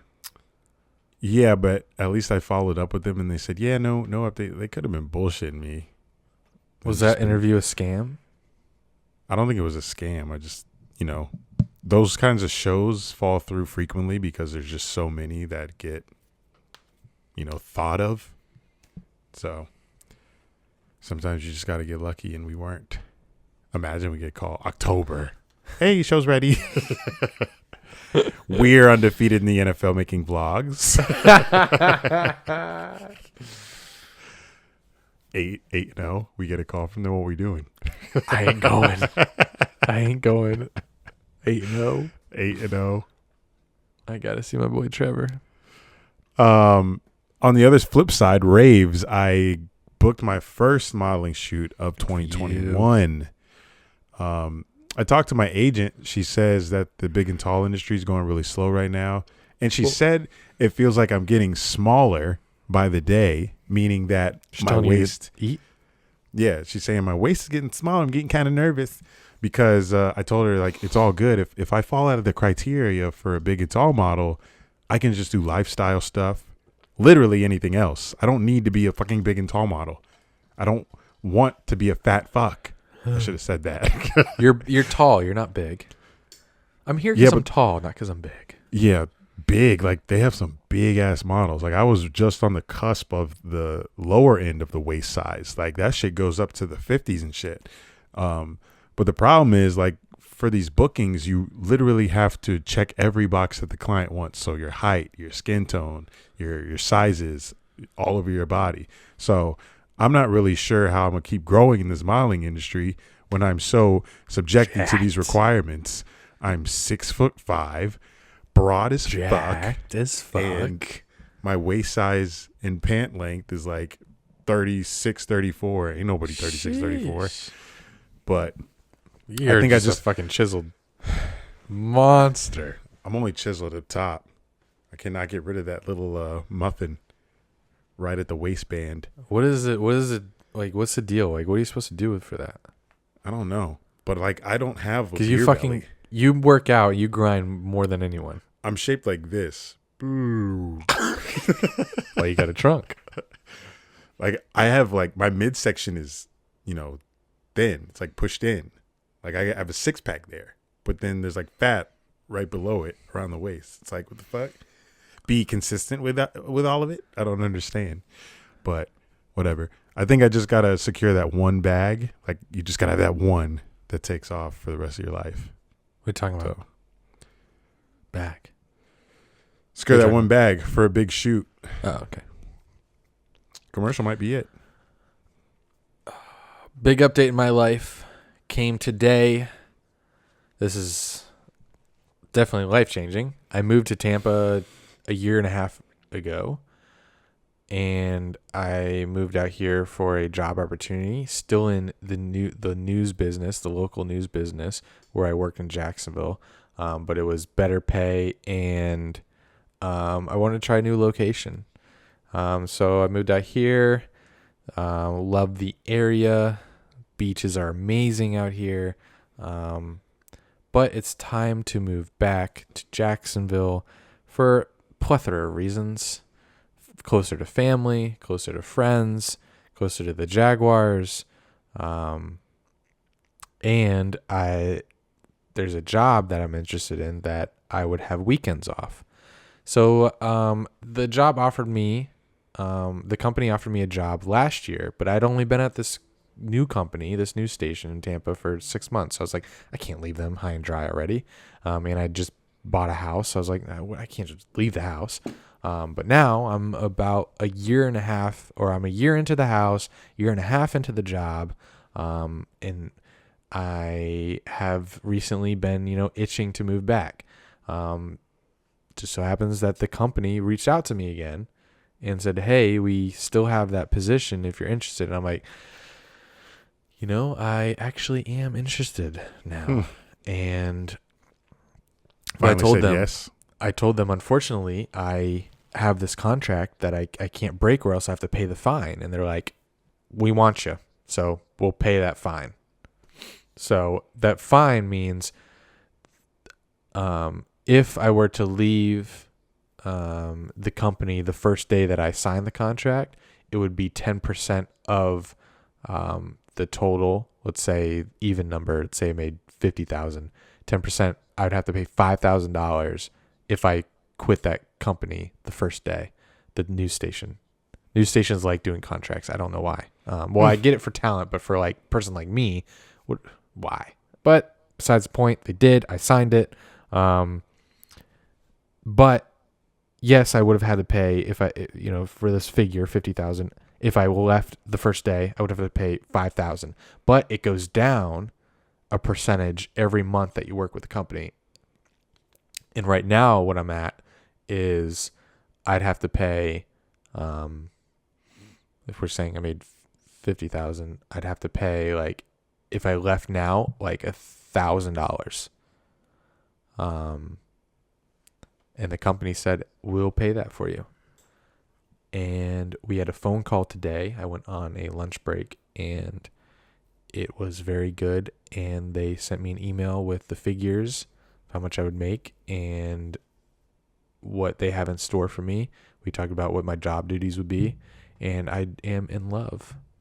So I will be moving back to Jacksonville if I can grow the balls to tell my manager tomorrow. I am absolutely terrified. Why? Because I don't like confrontation. I don't like...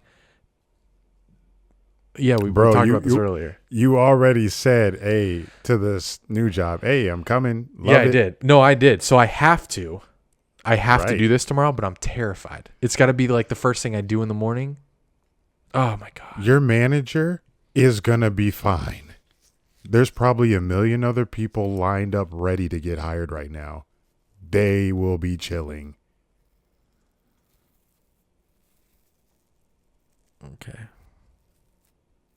So anyway, guys, I'm by mid-May I will probably be living back in Jacksonville.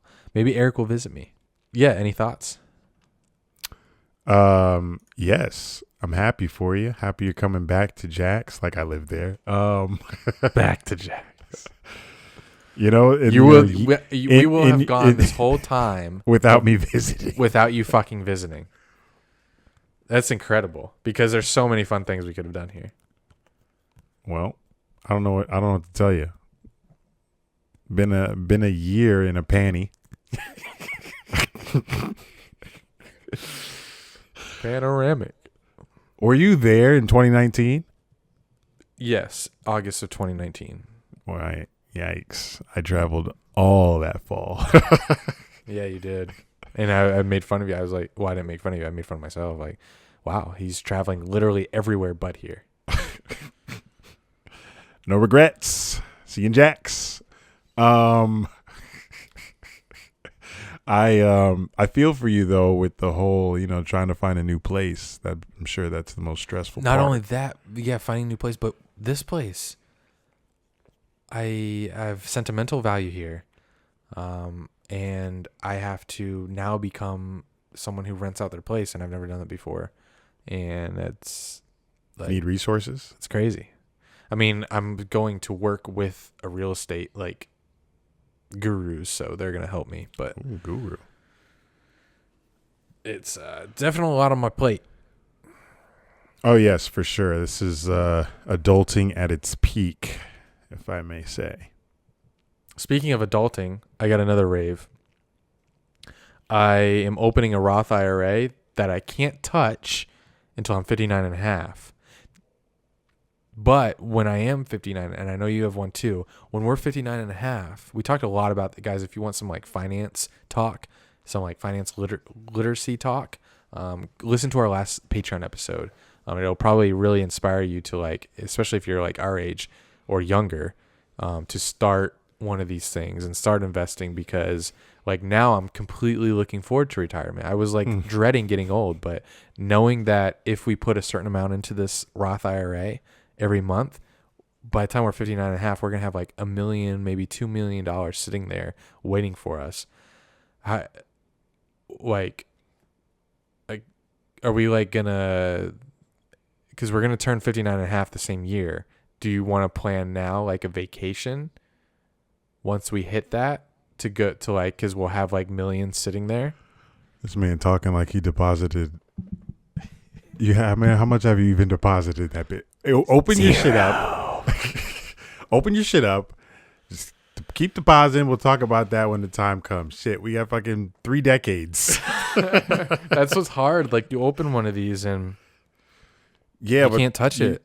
Yeah, you can, but you know, like you just gotta keep putting money into it. Life expectancy is supposedly 72, so we're gonna make it unless, you know, tragedy happens. So we're saving. It would be tragedy if we died before then. So we're saving all this money.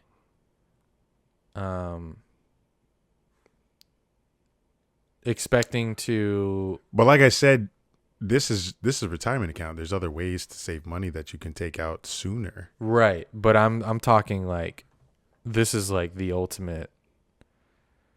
I'm just envisioning myself like being 59 years old and like saying, "Oh my God, in 6 months I have this $2 million pot here that I haven't touched in 32 years, however long."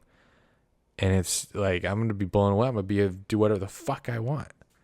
But I just realized today that that's like that's going to be all of our retirement money. So we have to live on that for the next like 20 years. If that's your only retirement account, yeah. Because we know Social Security ain't going to be around by then. True, that thing's going bankrupt. So let's say we live 20 years. Let's say we live to like 90. But medicine's going to be so much better then. Let's say we do live to like 100. So that's 40 more years that this $2 million is supposed to last. You can't live 40. Off $2 million. So you don't have to have a lavish lifestyle in retirement. Yeah, so I'm just doing the math. That's $50,000 a year. For an old person who doesn't like party and stuff, well, we'll party, but maybe we should move to villages. We're not going to be in. You think we'll be at the bars ordering? I hope so. Pina coladas, $16 cocktails. I hope we're in Key West ordering pina coladas with our feet up on the beach.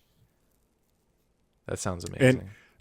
And when you think about it, between now and retirement, you got to think that we'll make and be able to keep a million before retirement. So our like bank accounts will be accumulating anyway. Yeah. I feel like I'll be a millionaire before that. The grind. My step bro who's into finance got me this one.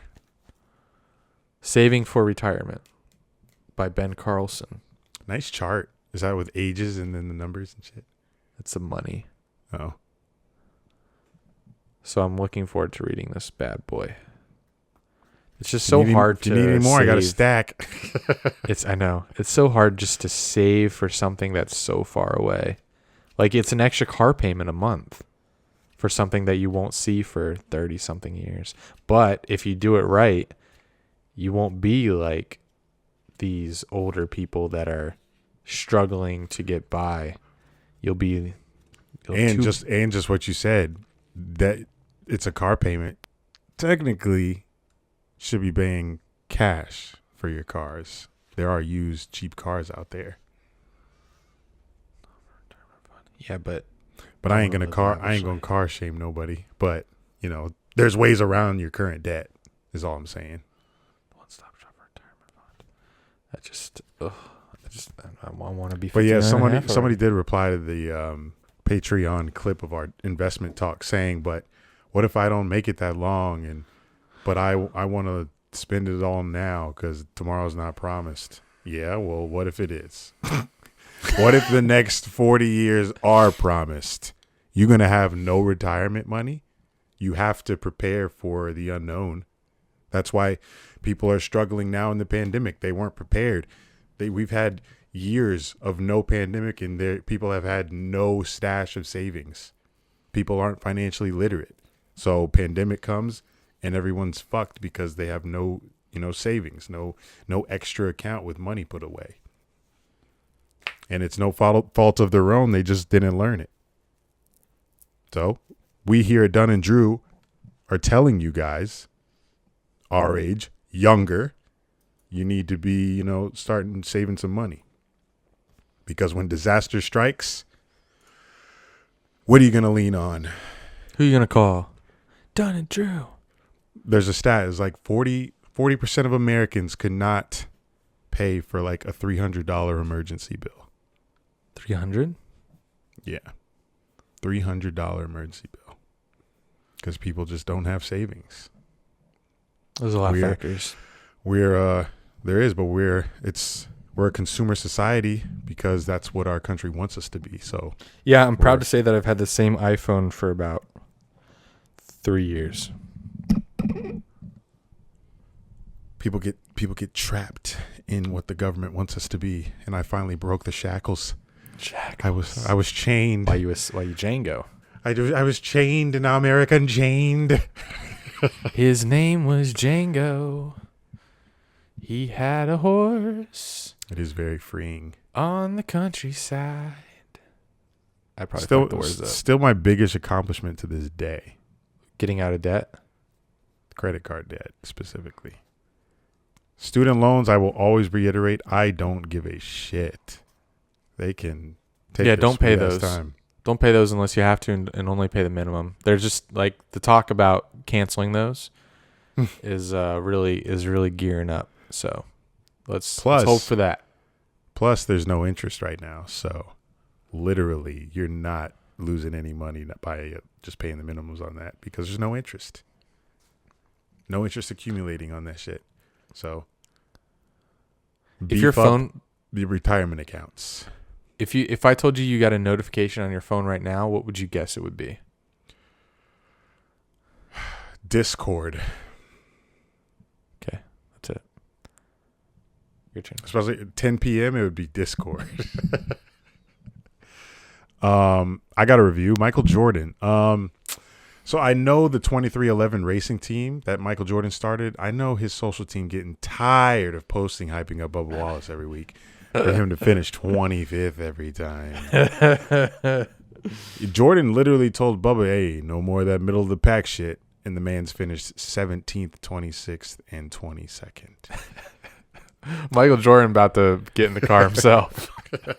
Move over, nigga. I was randomly reading Twitter and I see the race team come up on my feed and they're talking about tune in tomorrow morning, 8 a.m., where we reveal the Columbia sponsor for Las Vegas race. And I had a joke that said, DoorDash sponsor said, we out of here. DoorDash said, y'all ain't dashing, bitch. We out of here. Now they got a whole new sponsor for the next race. Oh my Columbia. God.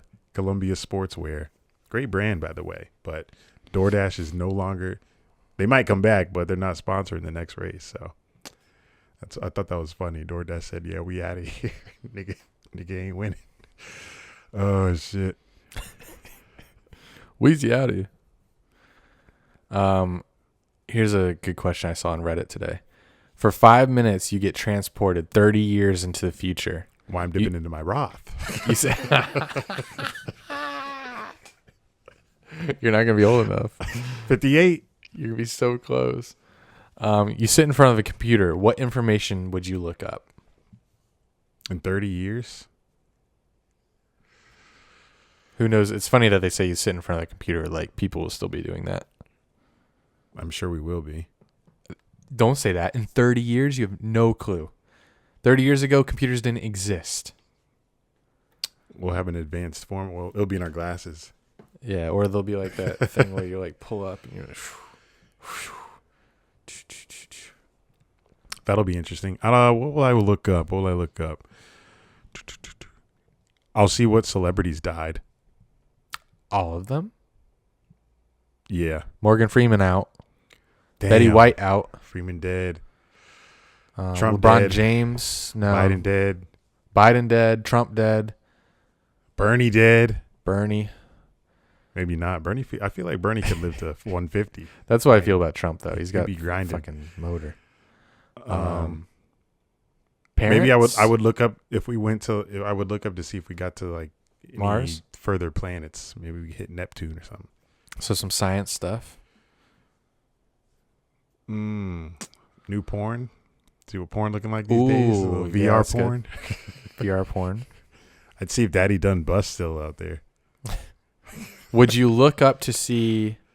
I'd probably look up the list of presidents. You know, see who has been president. I'd look to see if America was still here. That's probably the first thing I would do. I would type in United States of America, and I'd go to Wiki. Oh yes, I would look up wars. You type in war, yeah. But what if it said United States of America, 1772 to 2028? Who ganging up on us? Ourselves. Literally. Oh, true. That was deep, wasn't it? Yeah, it was. Fuck. Deep in me. Civil War. Might look up Civil War. Race War. Black Lives World War Matter. III? 30 years. We definitely getting into another war. For sure. Easy. Yeah, easy.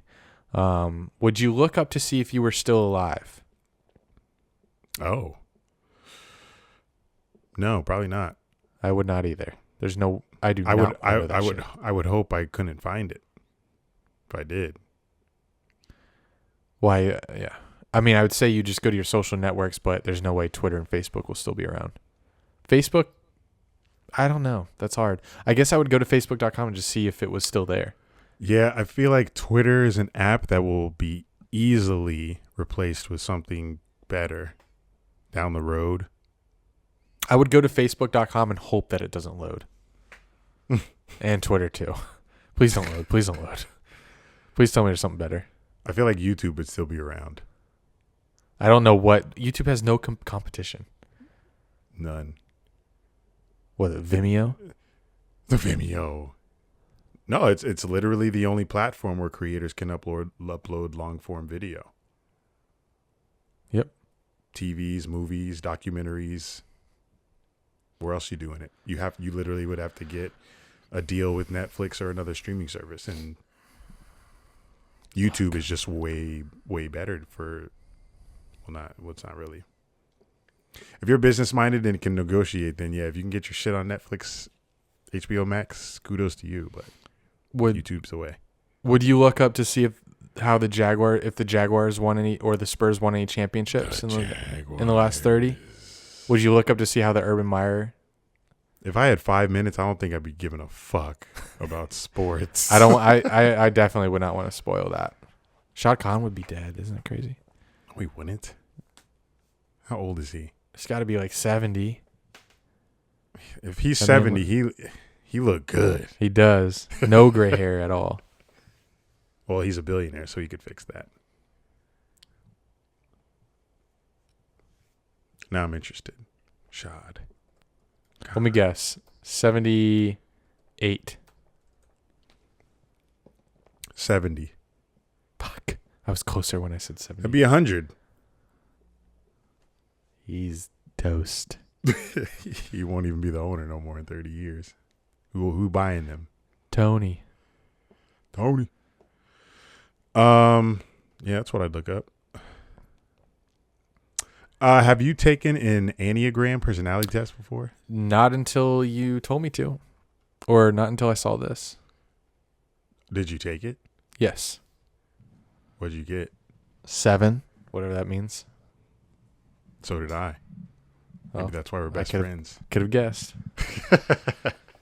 Did you read what the description was about a 7? No, because I had to like create an account to do that. Oh, no, you didn't. But here's what a 7 is. What does this test mean? Tell everyone. So, let me see. I wrote it in here because I didn't feel like explaining it. I was just going to read it. It shows you which of the 9 personality types suit you best. So, it's basically describing personality in detail. So, 7s are extroverted, optimistic, versatile, and spontaneous. Are you? I'm not feeling that too much, but go on. I feel like you can be when you're with me. Playful. You playful as fuck. Especially when I'm with you. High-spirited. That you are not. I'm not? Sometimes you be downing sometimes. And practical. You're very practical. They can also misapply their many talents, becoming overextended, scattered, and undisciplined. They constantly seek new and exciting experiences, but can become distracted and exhausted by staying on the go. Yes. God, yes. They typically have problems with impatience and impulsiveness. Yes. At their best, they focus their talents on worthwhile goals, becoming appreciative, joyous, and satisfied. Tennis? I'm joking. Basic fear of being deprived and in pain. I don't know if I related to that one. I'm not sure what I fear emotionally. Basic desire to be satisfied and content, to have their needs fulfilled. That was kind of broad to me. But have you taken the love language quiz? I already know what my love language is. What is it? Boy, I like to be touched, boy. You like touch? Hell yeah. I don't give a shit about that fucking quality.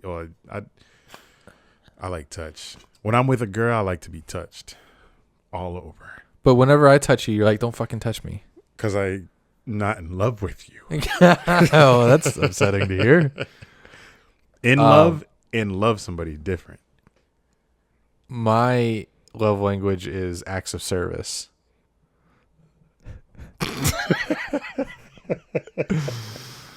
Why, I'm a slave master. Why you So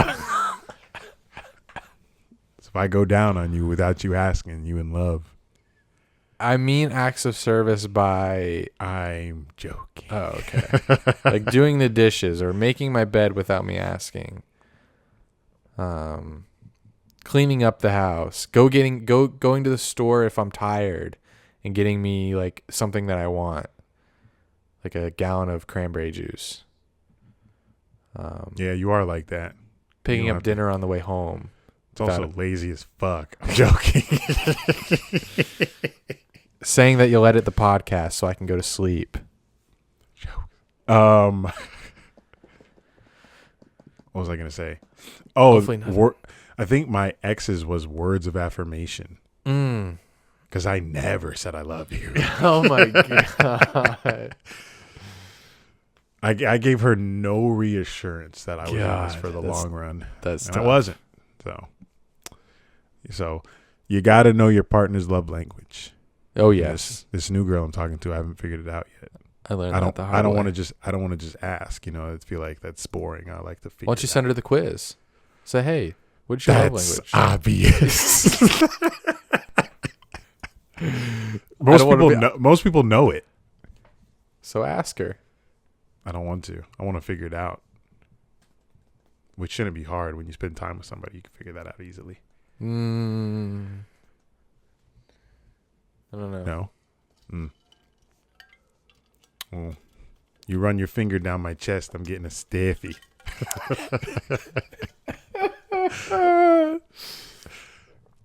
All right.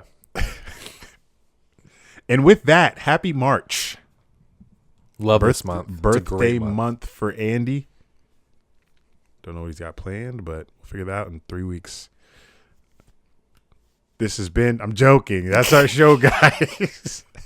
Make sure y'all share this episode, this podcast with your friends, parents, enemies. Rate and review us on iTunes. Y'all been depriving, well, not iTunes, Apple Podcasts. Y'all been depriving us of reviews. Make sure y'all watch us on youtube.com/Dunn and Drew. Subscribe to Patreon. Join that Discord. Become one. Become a daddy. And use our code Dunn and Drew for 20% off and free shipping at manscaped.com. Y'all have a good week. Enjoy All-Star Weekend. We'll see the Patreon members later in the week. If you don't subscribe this week, then we'll see you next Monday. Until then, Dunn and Drew signing off, man. This has been Dunn and Drew, baby.